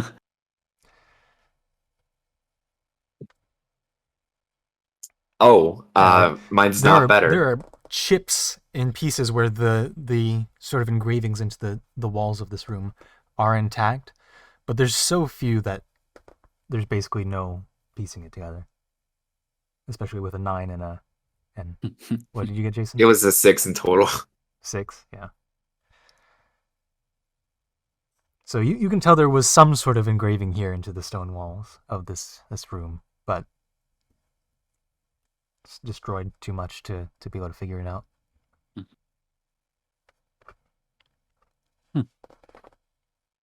And that's all that's in the room. Yep. Besides the slope up. Yep.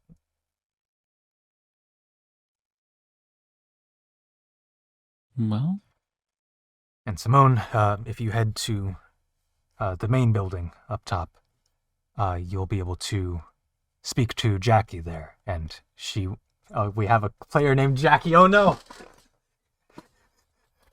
You'll be able to speak to Jackie up there and hand off your package.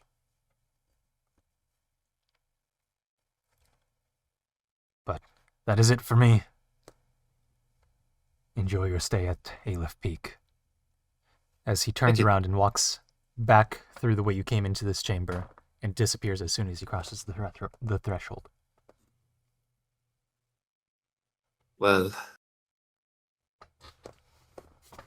Wow.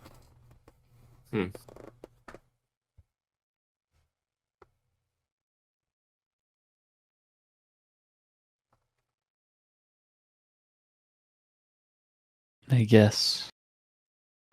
Let's head up. yeah. Let's do it.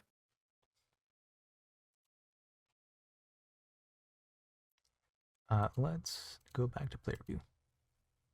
So, you climb up this somewhat rocky slope onto the surface of the mountain. You can see out all the way to Tourmaline Lake. You can't see beyond the edge of it. It kind of makes up the horizon. But that is the lake, of course, where you came through with not Tide Turner. What was his name? Not Captain Timmy. Captain City. Captain Tilo? Yes, Captain Tilo. There you go. I knew it was a T name. That got me very confused. Captain City. Maybe.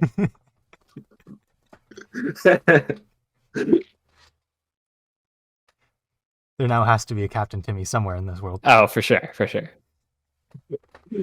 But you can see out onto Tourmaline Lake. It is a stunning view as it's beginning to crest towards probably about 11 o'clock in the afternoon. So it's no longer golden hour. That passed a while ago. But it is a very serene view of nature down the slope of Aleph Mountain towards the surface of the lake. You can now see from a much higher perspective the way you got to Citrine. Off to your left, though, there is a path that seems to be heading around a hill.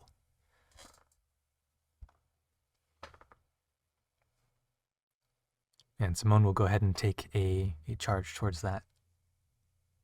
I have an unfortunate little entry in my notes Okay. saying that the area above the mountains is protected airspace. So I cannot fly around as much as I want to. I was told that by the lovely red air cook Suki Kyo. Exactly.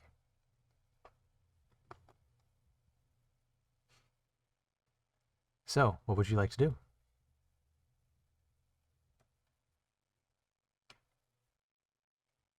I guess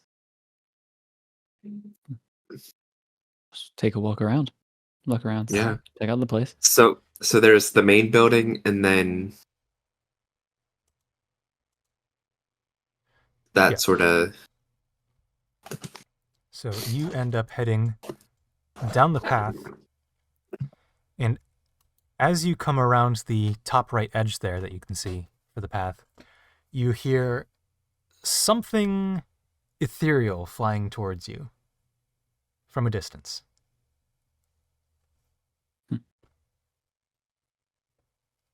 Something ethereal. Something that sounds like very, very sparkly, I guess. I'm gonna look in its direction. I'm also so going to roll do it. me a perception check from this angle. Okay, I'm actually good at perception checks. Mine was 11. 11, That's gonna be a 15. 15. All right. So George, you can't really make out anything with the sun kind of coming from that direction as well. But Pink, you notice a sort of like tall beam of light, sort of like floating its way towards you. And it seems to be moving quite fast. Does it just like a normal beam of light, like nothing else to it? It's like probably about 2 feet wide, 4 to 5 feet, probably about 5 feet tall. And it's like a wispy sort of light that's like fluttering towards you.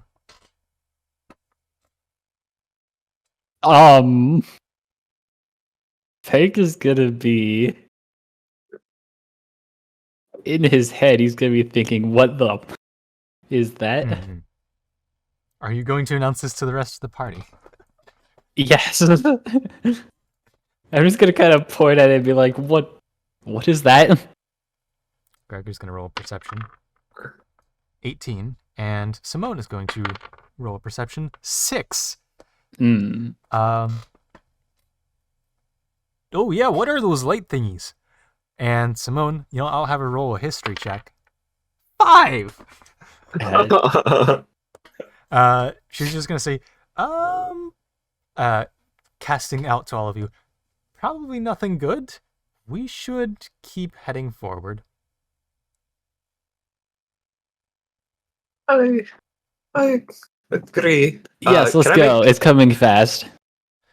All right. I presume. So you're very close to the buildings. You can reach them. You're probably about.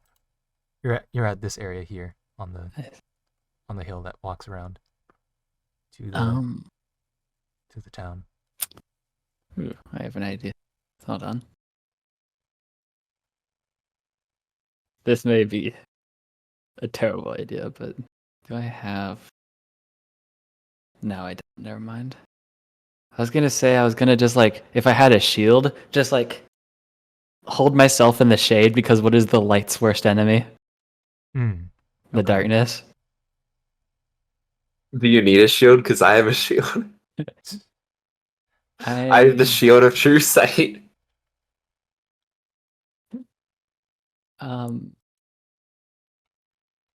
I think for now let's just run. Yeah, Alright. I think that's a good plan. All right. So you all run. Is that Simone in gray? Yeah, Simone's in gray and then Gregor's in yellow. So y'all make it into the city because you did end up noticing this. And as you make it in, you hear a slam behind you. Oh, wait, those are in the city. Whoops. As 3 wisps of light seem to slam into some invisible barrier. Oh. And start banging their forms on some sort of invisible wall. Simone goes ahead and turns around to look at this and then walks up slowly, cautiously, and says, I forgot about that. That's my bad. Yeah, so those are light elementals. Oh. And they are pretty aggressive. Luckily, it seems this village up here has some sort of barrier system up in place that keeps them out. But if we want to head back, we might want to wait for them to dissipate. I see. Well, Perhaps wait for night. it looks Yes, it looks like we are going to be chilling here. Is that what the very faint circular line is that I see on the Yeah, that map? very faint circular line Yeah. is the barrier around this small village. And so, turning around and seeing this small village, you see this main building here, which seems to be some sort of lodge. You can see a sort of forge over here, a bunch of gardens, and 3 other shacks that you can't quite make out what they're meant to be just yet.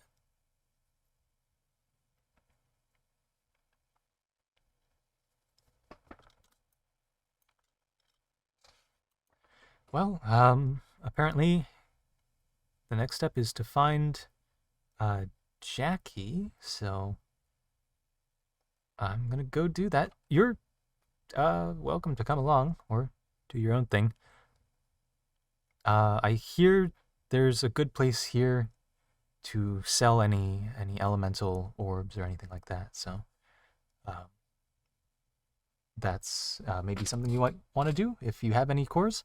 Also, apparently they have one of the best forgers for auxiliary components here, so that might be something up your alley.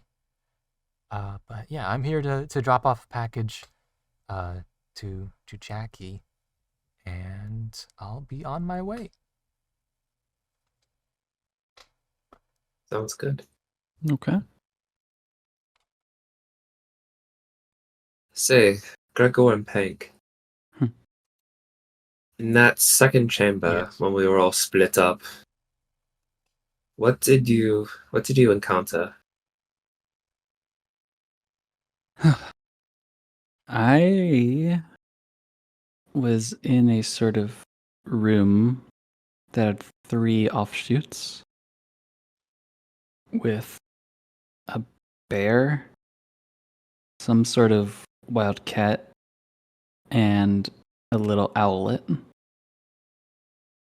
I had the same thing. I think I encountered the same thing too.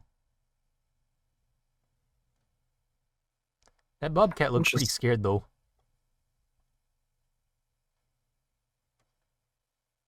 It's funny, I didn't even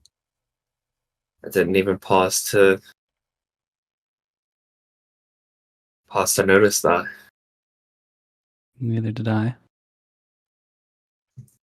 I just sort of attempted to restrain the cat with the net and then make a barrier of myself between the bear and the owl. Mm-hmm.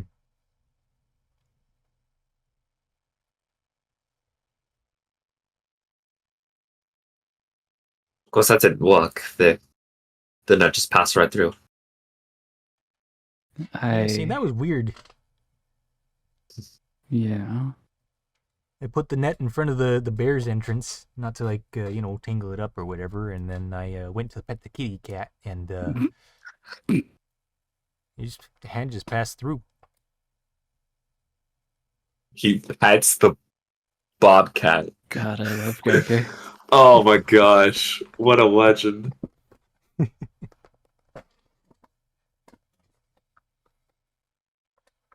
So, what do you all want to do here? Kind of interested in seeing. I don't know how this is going to help me much at all, but I am kind of curious in seeing what the forge has. Yeah, I was a little bit interested in that as well. All right. Let's go. Okay, so, walking over to the forge, you do see there is an old woman over there. Let's see, do I have something on? Oh, I do! Right. Citrine. Aleph Village. There we go. Wow.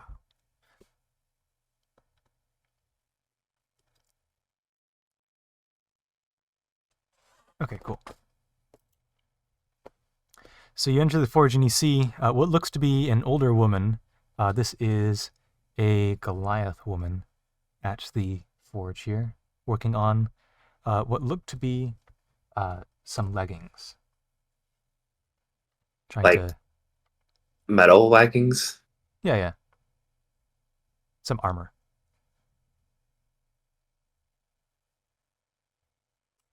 Are there any like pieces of equipment that are just like out for display? There are a handful of various weapons, tools, and pieces of armor just out on display.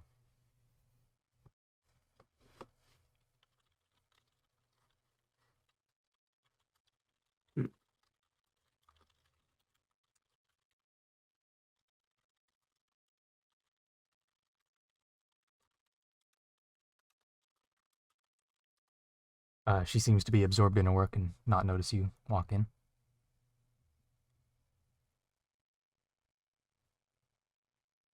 Pink's not really going to announce his presence. Are there things that are just like on the walls? Yeah, there's stuff strewn about here. It does look to be, if you look inside the building itself versus the forge, which is kind of on the outside, it does seem to be set up like a sort of shop. Or I guess half shop, half residence. And Pink's going to look around sort of the shop area. All right. Just see what's around. Yeah, same here. Various odds and ends, That sort of thing. that sort of thing, yeah.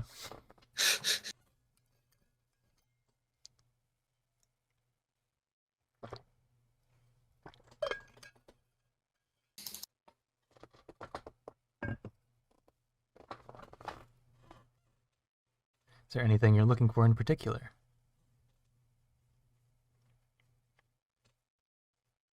Maybe anything that's not so common. Anything that's not so common. So perhaps uncommon, Perhaps. Wow. perchance.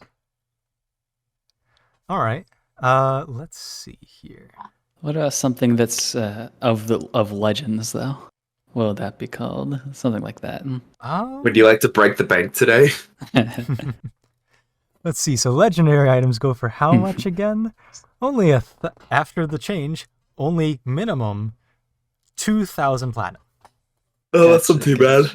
Let's just a go couple to days in the casino. Yeah, exactly. Mm-hmm. Remember, you can earn like 10,000% of your money. Only lose 100. So behind the counter, in a glass case, is a set of dragon scale armor, or arbiter scale armor. That definitely is incredibly expensive and would offer a lot of magical resistances.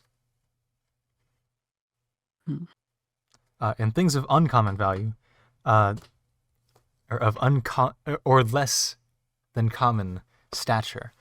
There are various tools and weapons that are attached with basic and greater auxiliary components.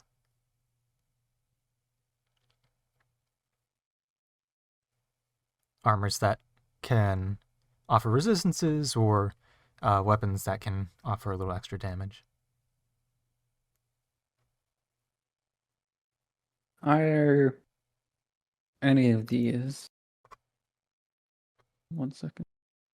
Would any of these be a bow, perchance? Would there be any sort of magical bows? There would be bowstring trinkets that could attach to your bowstring. Such as? Various sort of ox component looking baubles that could potentially be attached to a bowstring to add different elemental damage effects. I like the sound of that. My longbow could use a little bit extra, a little extra oomph, you know?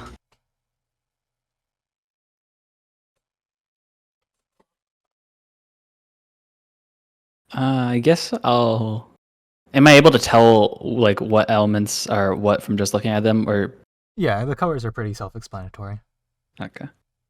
So are there just, like, different ones of, like, different kinds there? Mm-hmm. Okay.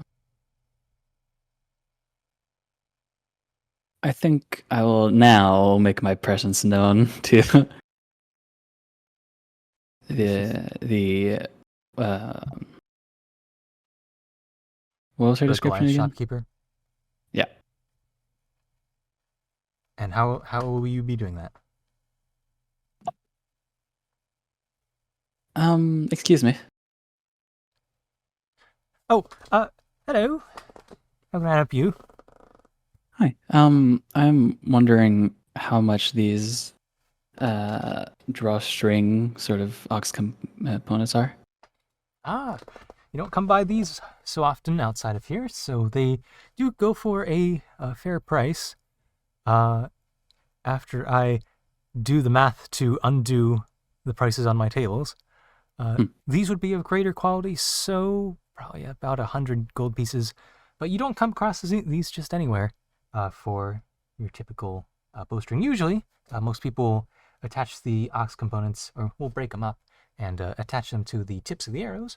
But because I'm just so good at what I do, I'm able to attach that to the bowstring to add a more permanent effect. Hey, Pank, Yeah. I can help cover the cost if you need. That's very kind of you, but unless you're willing to fork over, let's see, so is it 10 silver per 1 gold? Yes. And then it's 10 gold per 1 plat. Yep. Yeah. So this would be a 10 plat item. I have a total net worth of 46 gold, so unless you're willing to help with 54 gold, which is quite a bit, then I can give you 8 plat so you don't immediately bankrupt yourself. are you sure? I'm sure some of this plat is yours, to be fair. From the whole Yes, casino right, thing. yes. But yes, I am sure. It helps me. Keep you doing your job helps keep me alive, so That's true. Just out of curiosity, how much do you have? So I'm not bankrupting you. my total net worth is 162 gold.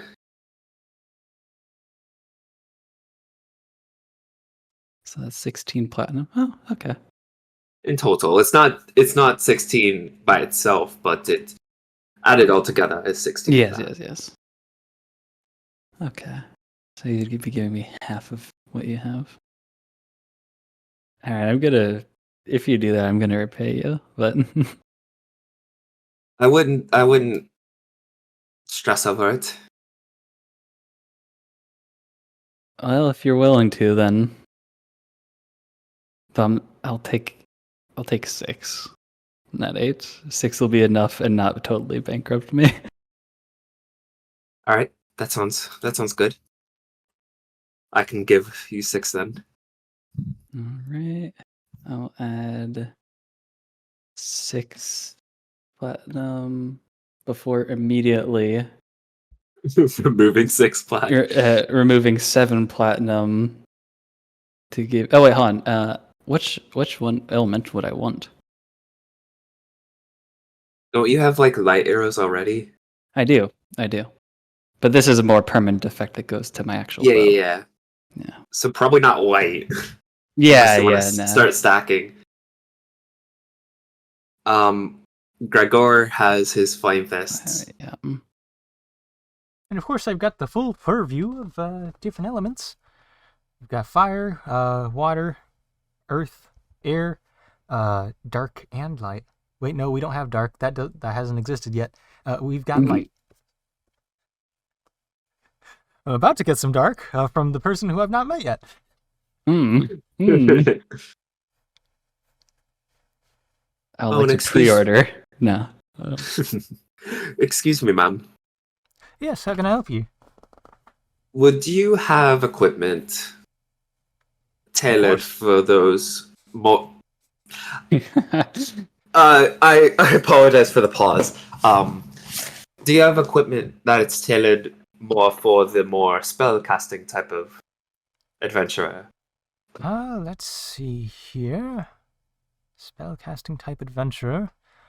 Are you looking for focuses or such? Um, I've got my focus. I've got my wonderful flute that never does, could never do me wrong. Let's see.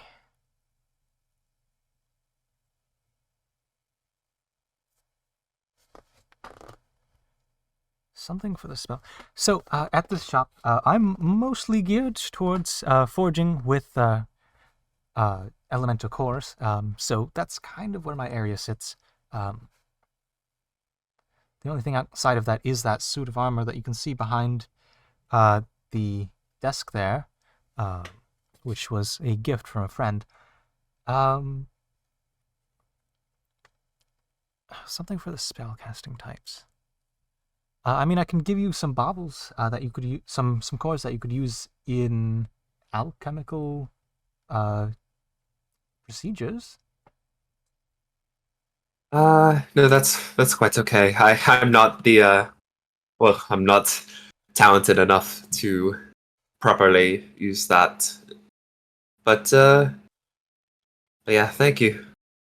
All right. I do think I will take the earth elemental one. All right. Very well. I can grab that for you here. It'll take just a moment to forge up.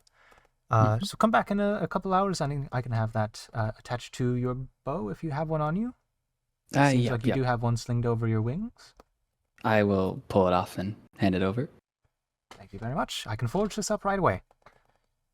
And I will give her, let's see, the 7 platinum, 25 gold, 50 silver. All right. And that is just the right amount. Thank you very much. Thank you. And while you wait, feel welcome to take a stay at the lodge over there, pointing to the largest building in the little village, up by where your player tokens are. Yeah, I guess let's go check it out. I agree. All right. I may have slightly miscalculated and now have 5 gold to my name, but that's fine. Oh boy.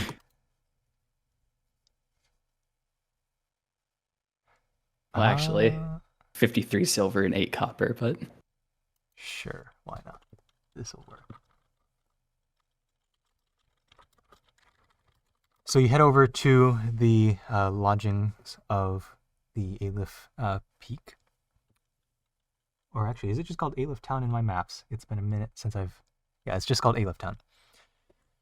So you head over to the lodgings of Aleph Town, and you come to what looks to be a relatively standard tavern inn type setup, where you've got the sort of main chambers that you enter into that seem to be a tavern area, and then off to each side, the left third and the right third of the building seem to be comprised of different rooms that you can then occupy.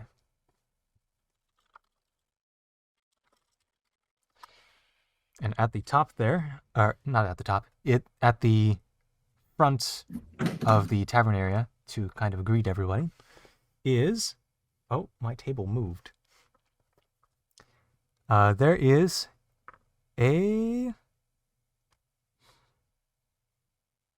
There's a Herringnon woman who's there to greet you. A very old, sort of beagle-looking lady. Very, like, droopy facial features. Droopy ears. Definitely an older individual. Welcome to the Aleph Inn. How can I help you folks? You here for the stay or just a quick meal before heading back down? How long we'll are be we here looking to stay for- here? Yeah. Very well. If that's the case, I can of course set you up with room. And we also have this area here that is for the various meals you can purchase for free because we're calling those inconsequential expenses. Man, the Speaking- accommodations in Citrine are just incredible. Well, I just want to point out I much appreciate the thing. This is out of character. I much appreciate the negligible thing, but technically speaking, in proportion to the my net worth currently, it is not negligible. But we don't talk about that. So, how much will a room be? A room would go for up here just 5 silver pieces each. Yep. Although you could definitely stay in one room if you would like to pack in. I mean, we've got 3 of us. Yeah. Oh right, I'm here. Gregor's my just headcanon zoned out. Yeah, my head is that he just like zones out and just thinking, He's just and vibing. then he just vibing, and then just like in his own head, and then when like he's referenced, he wakes up and is like, oh yeah, I'm here.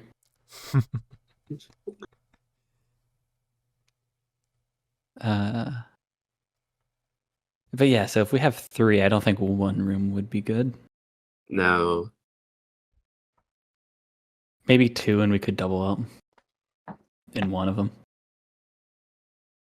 All right. Yeah, and that the would, whole- if Simone would like to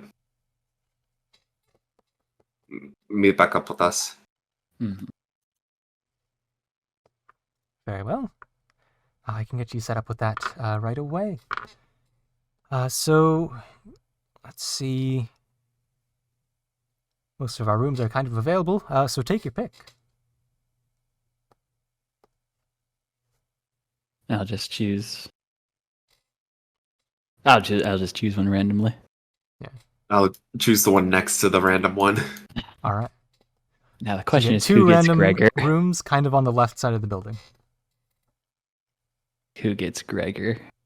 Or Or does does Gregor Gregor get to get be on his own?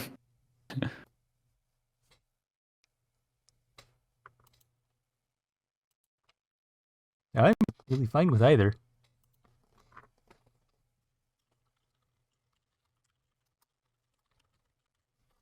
Well,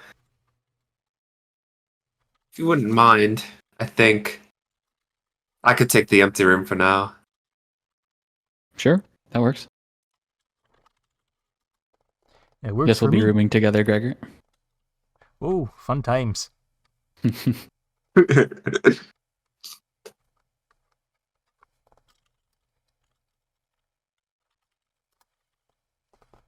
All right. So, is there anything you want to do as you now have your rooms?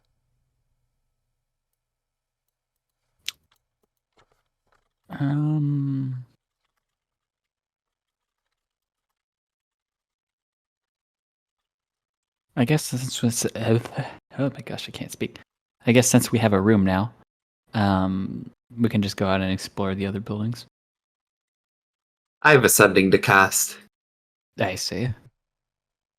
All right. Or ascending I'd like to cast. You can do so. Alright, let's see, 25 words. Get those 25 words ready.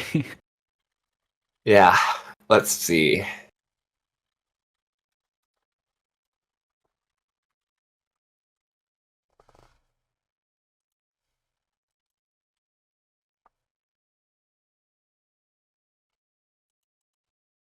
Hello. Are you ready, Icy? Yes.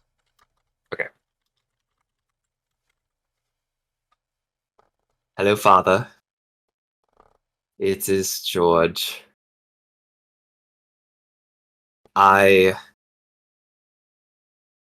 seek you to say that I disagree with your plans, but I do not have plans to abandon you. Is that 21? That's 25, I think, Oh, All right. already. if I can count.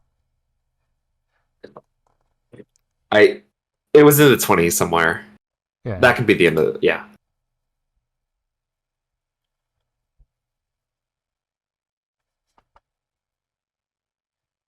So he takes a second to process your vocabulary.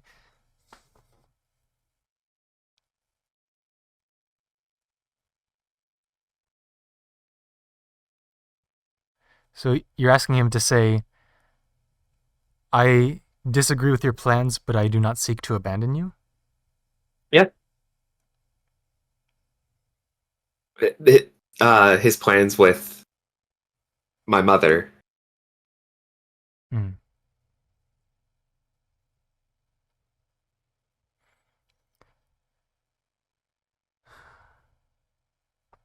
So one of the words is a sigh.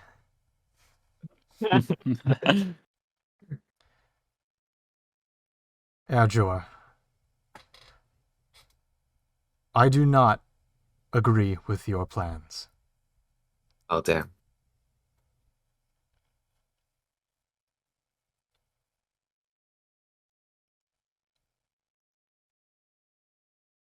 You've made your point clear.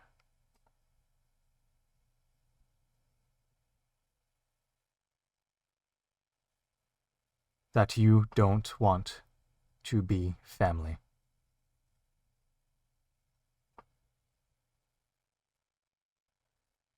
Do as you please.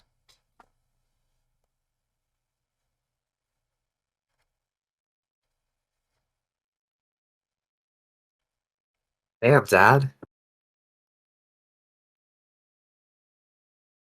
Is that really what I said 8 months ago? The gist of it He's was that he's you're taking kind of this out of leaving him behind. proportion. Yeah.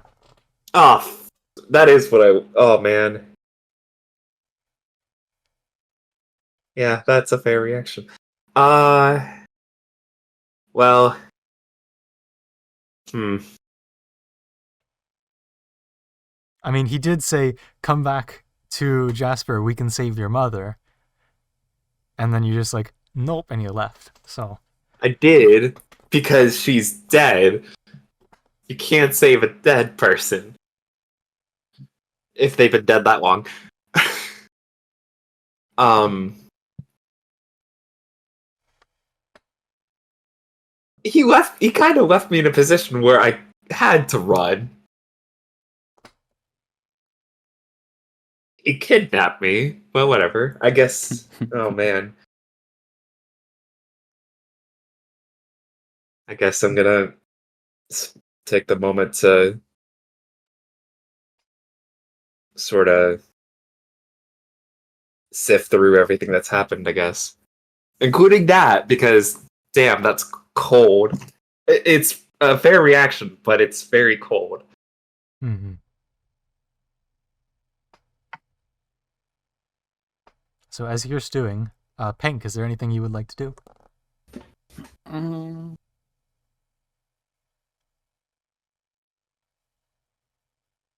I think Pink will honestly go out. Will tell Gregor that he's going out just to kind of explore right now. All right, have fun. I'm gonna keep practicing reading. All right. Good luck. Thanks. And I'm just gonna head out of the inn and walk around a little bit, see what the other buildings are, Mm-hmm. and also see if those light elementals are still there. I'm not gonna do anything to them. Just All right. So there is one building walking out of the lodge. that is very close to you, close to the way you came from. That seems to be some sort of like gardener's shack. There's a lot of just different plant life on the outside, and there's a sign out front that just explicitly says Aleph Gardens. Okay. And the other two buildings, the one that's right next to the lodge seems to be some sort of storage shed. And well, actually, I've got a map. I can just open up the map. Here we go. So this building here seems to be Aleph Gardens. This building here seems to be a storage shed. This was the forge. And this one is a building you see Simone coming out of. Okay. Walking towards your direction. Mm-hmm. Oh, I guess I'll walk in that direction and All right. just meet back up with her. Oh, hey Simone. Oh, hey, Pink. How's it going? Pretty good. I just got settled in the inn. The others are staying back for now. I was just gonna walk around and explore the area a little bit. Okay. Well, if you need any help with anything, I'll probably stay a little bit longer. Granted, it's not too long of a journey back to where we came from. Mm-hmm. I don't know. I just kind of wanted to see what other buildings were here, and probably a little bit dangerous, but go outside of the barrier a little bit and see what's happening just around. All right. Yeah. I mean, if you want to check around the barrier, we can try and circumnavigate the elementals. Yeah. I mean, that's fine with me. I'm well seasoned, so. Sure, then. Yeah. Actually, you just slipped my mind. Probably should wait a little bit.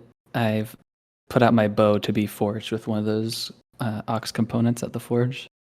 I hear that doesn't take very long. Yeah, a few hours, she Apparently said. the best in the business when it comes to these sorts of things.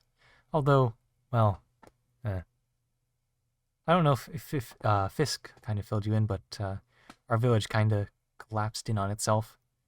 Ryodon off to the east. But before, we also had a forge master that, I don't know, might have been able to compete. Mm.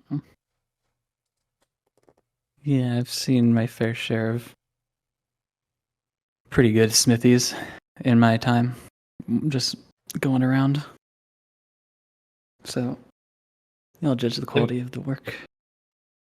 Quick question: am I outside at the moment, or still in the inn? I think at this point you can be walking out. Okay, yeah, I'd like to do that. Yeah. I mean, it's not a particularly large village because it also has to fit inside this barrier. Right.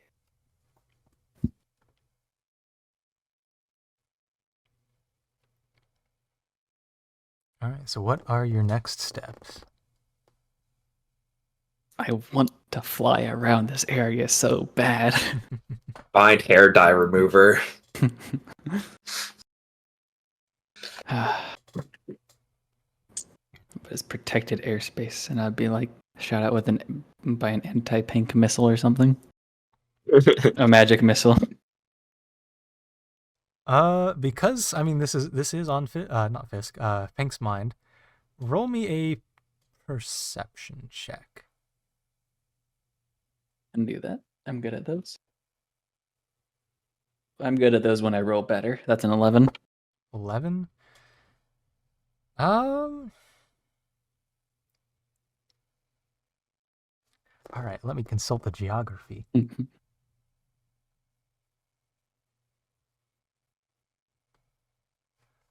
Sure. I'll give it to you that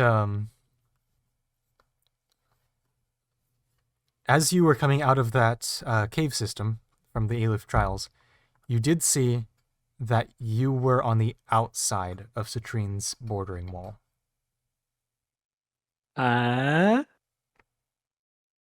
Noted. Duly noted. he will not fly around just yet, Mhm. but it's in his near future. All right. Anything you would like to do, George, now that you're out here with the group? Uh, Oh yeah, I also have music for Aleph Village.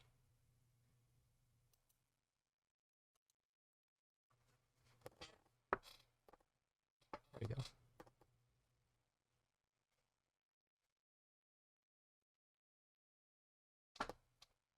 oh my gosh.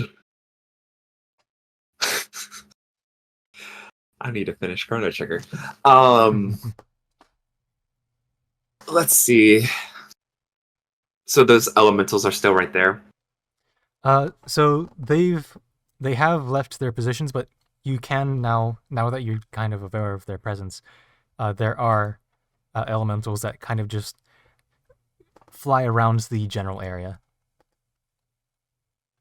Gotcha. So there's the inn, the forge, the main building. What are the other two buildings? So this here is some sort of storage shed. This here is a sort of gardener's building, and this is a building that Simone had just come out of, presumably Okay. where Jackie is.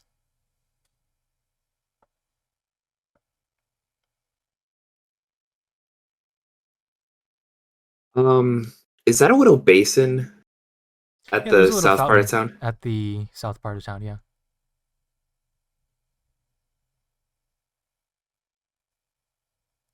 Let's see. What would I like to do? Uh,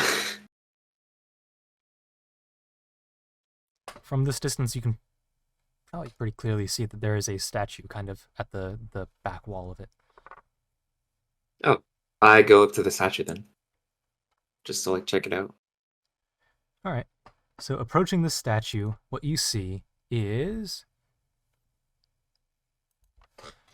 what looks to be a relatively beautiful woman. Probably a bit short. So probably like 4'11", with her arms outstretched. And there are sort of like little sparkles of ether magic that are coming out of that seem to be emanating from the hands, generating a mist around the area, directly above the sort of basin of the fountain. The mist then you can see condenses into larger particles of water that then drop down into the basin and presumably get recycled or something.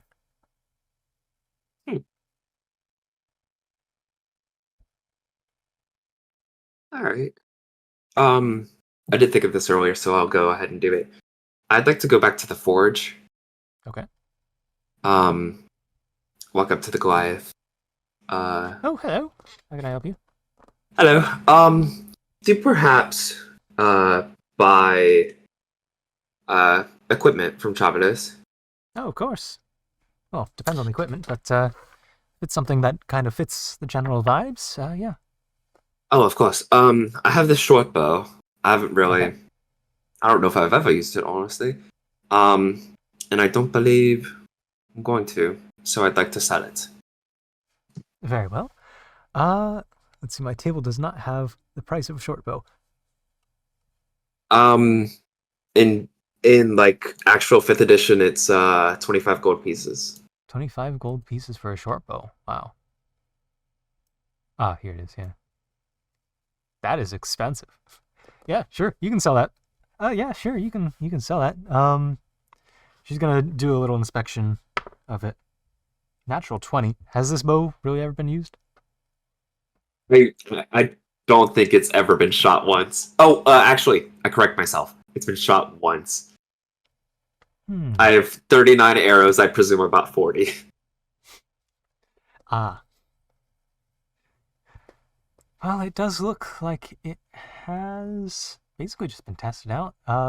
Yeah, basically brand new condition. So, yeah, I'll buy it off you for full price. 25 gold pieces sound good?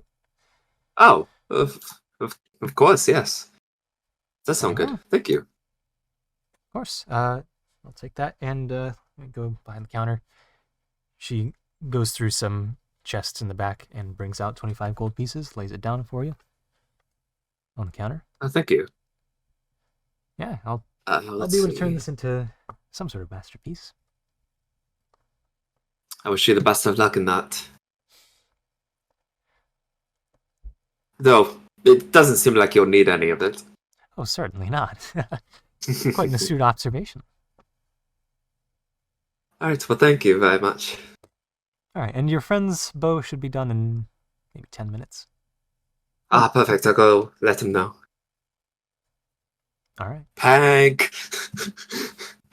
She really is the best, huh? Yep. I mean, you yelling like that would probably alert me. I mean, I have 15 passive perception, and it's a very small town, so. Yeah, no. Yeah. You can Well, I certainly. presume I start walking toward as I'm, like, yelling it. Mhm. I'm gonna, like, turn my head over, like, in the direction of the yelling. And be like, what? What's wrong? Oh, nothing's wrong. Your bow should be ready within 10 minutes. That's what I've been Oh. told. Oh, great. And she really is quick. She's quick, yes. Let's see. Well, You I guess vaguely in the distance hear a shout saying, "Best in the business!" And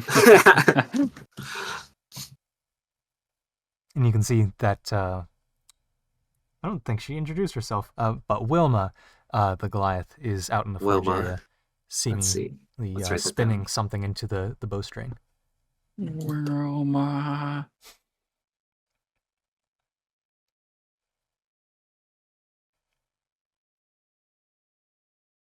But yeah, I guess at least I'll just slack off for like 10 minutes until my bow is ready. I'd like to go over to the fountain and cast sending again. All right. And I'll let you think of that sending while we take a break. Perfect. That works for me. All right, I'll be right back. Oh, what time of the day is it right now? I think it's around 11. Yeah, Yo, Gregor Spear on the 17th. That's going to be a good day. land in citrine. The coronation was yesterday in world. Yes. Oh, wait. We are on a new day. Oh, yeah, it's crowning day. So NPCs were supposed to mention that. We haven't really passed anyone who would care. Yeah, Yeah, that's true. You kind of got up in the wee hours of the morning. Yeah, we And went then with just went on Simone. straight to the train. So Yeah. So, but yeah, the coronation was 2 days ago. Then in game, which, man, it felt like 9 months. All right, let's do this. All right. As I move down to the fountain, of course. All right. Hello, Julia. This is George. I send to check in on you and see how Jasper is doing. Let me know how you are doing. Perfect. So after probably about a minute or two, you hear a response back. Oh, Erjor.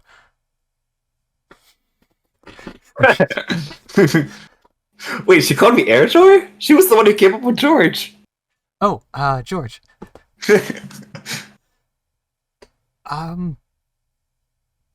Things aren't great here. A very palpable pause. So, for crowning day, yeah, get that reference in there. The calendar. So for crowning day, the Sivas thought an execution would What? be a fitting celebration. Nuvian might not survive.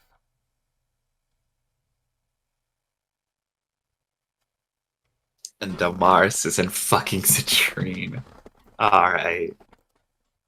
Oh my god. How are they going to...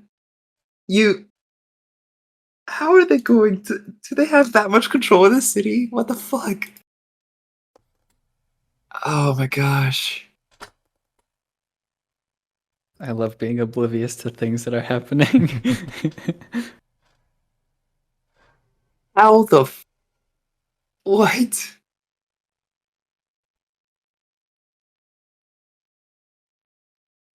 Okay. I really need to get out of citrine. Oh no. Back in sending to Nubian. Okay. No. I don't. I think the last thing I want right now is to talk to someone on death's row. Actually, this will be my last chance to. Oh fuck. I'm casting sending. Okay. Nubian, it's Joy. Joy. Are you okay? The Sivas are killing you? What has happened in Citrine? Not Citrine. Jasper. Please tell me this isn't real. Again, another very long pause.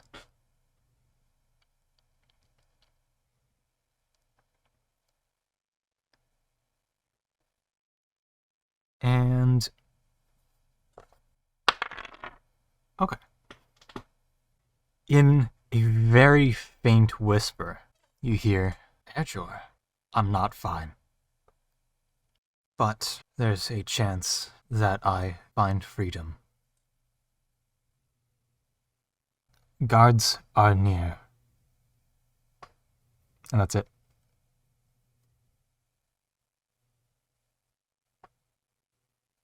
And I'm out of spell slots. Specifically, You only third have level 3? spell slots. I only have 3 sendings.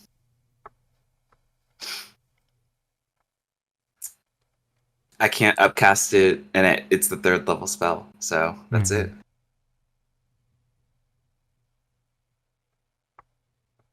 Well, I'm gonna head back over to the group then. Hey guys, crowning day, huh? Forgot about that one. Oh, right. Hmm. Anyways, I suppose your bow's gonna be ready soon. Well, at that point, you hear a Goliath shout over, Hey, Elf! Your bow's ready. Or no, hey, Aarakocra! Your bow's ready. I will not take such an insult. No. And that's where we end it. Now that you've gone through the Aleph trials, you now have the ability to use a bonus action to create a weakness in your enemy's in a target's defenses. Hmm. So if you're fighting something, Oh, you have to roll a 15 insight check.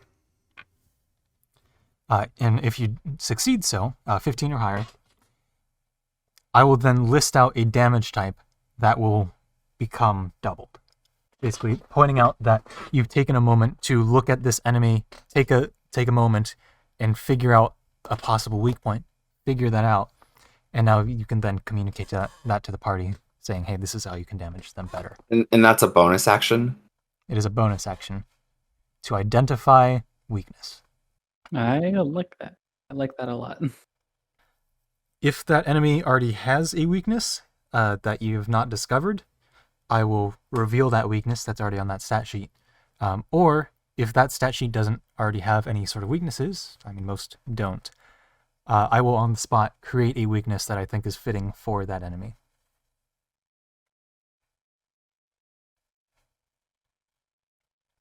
All right.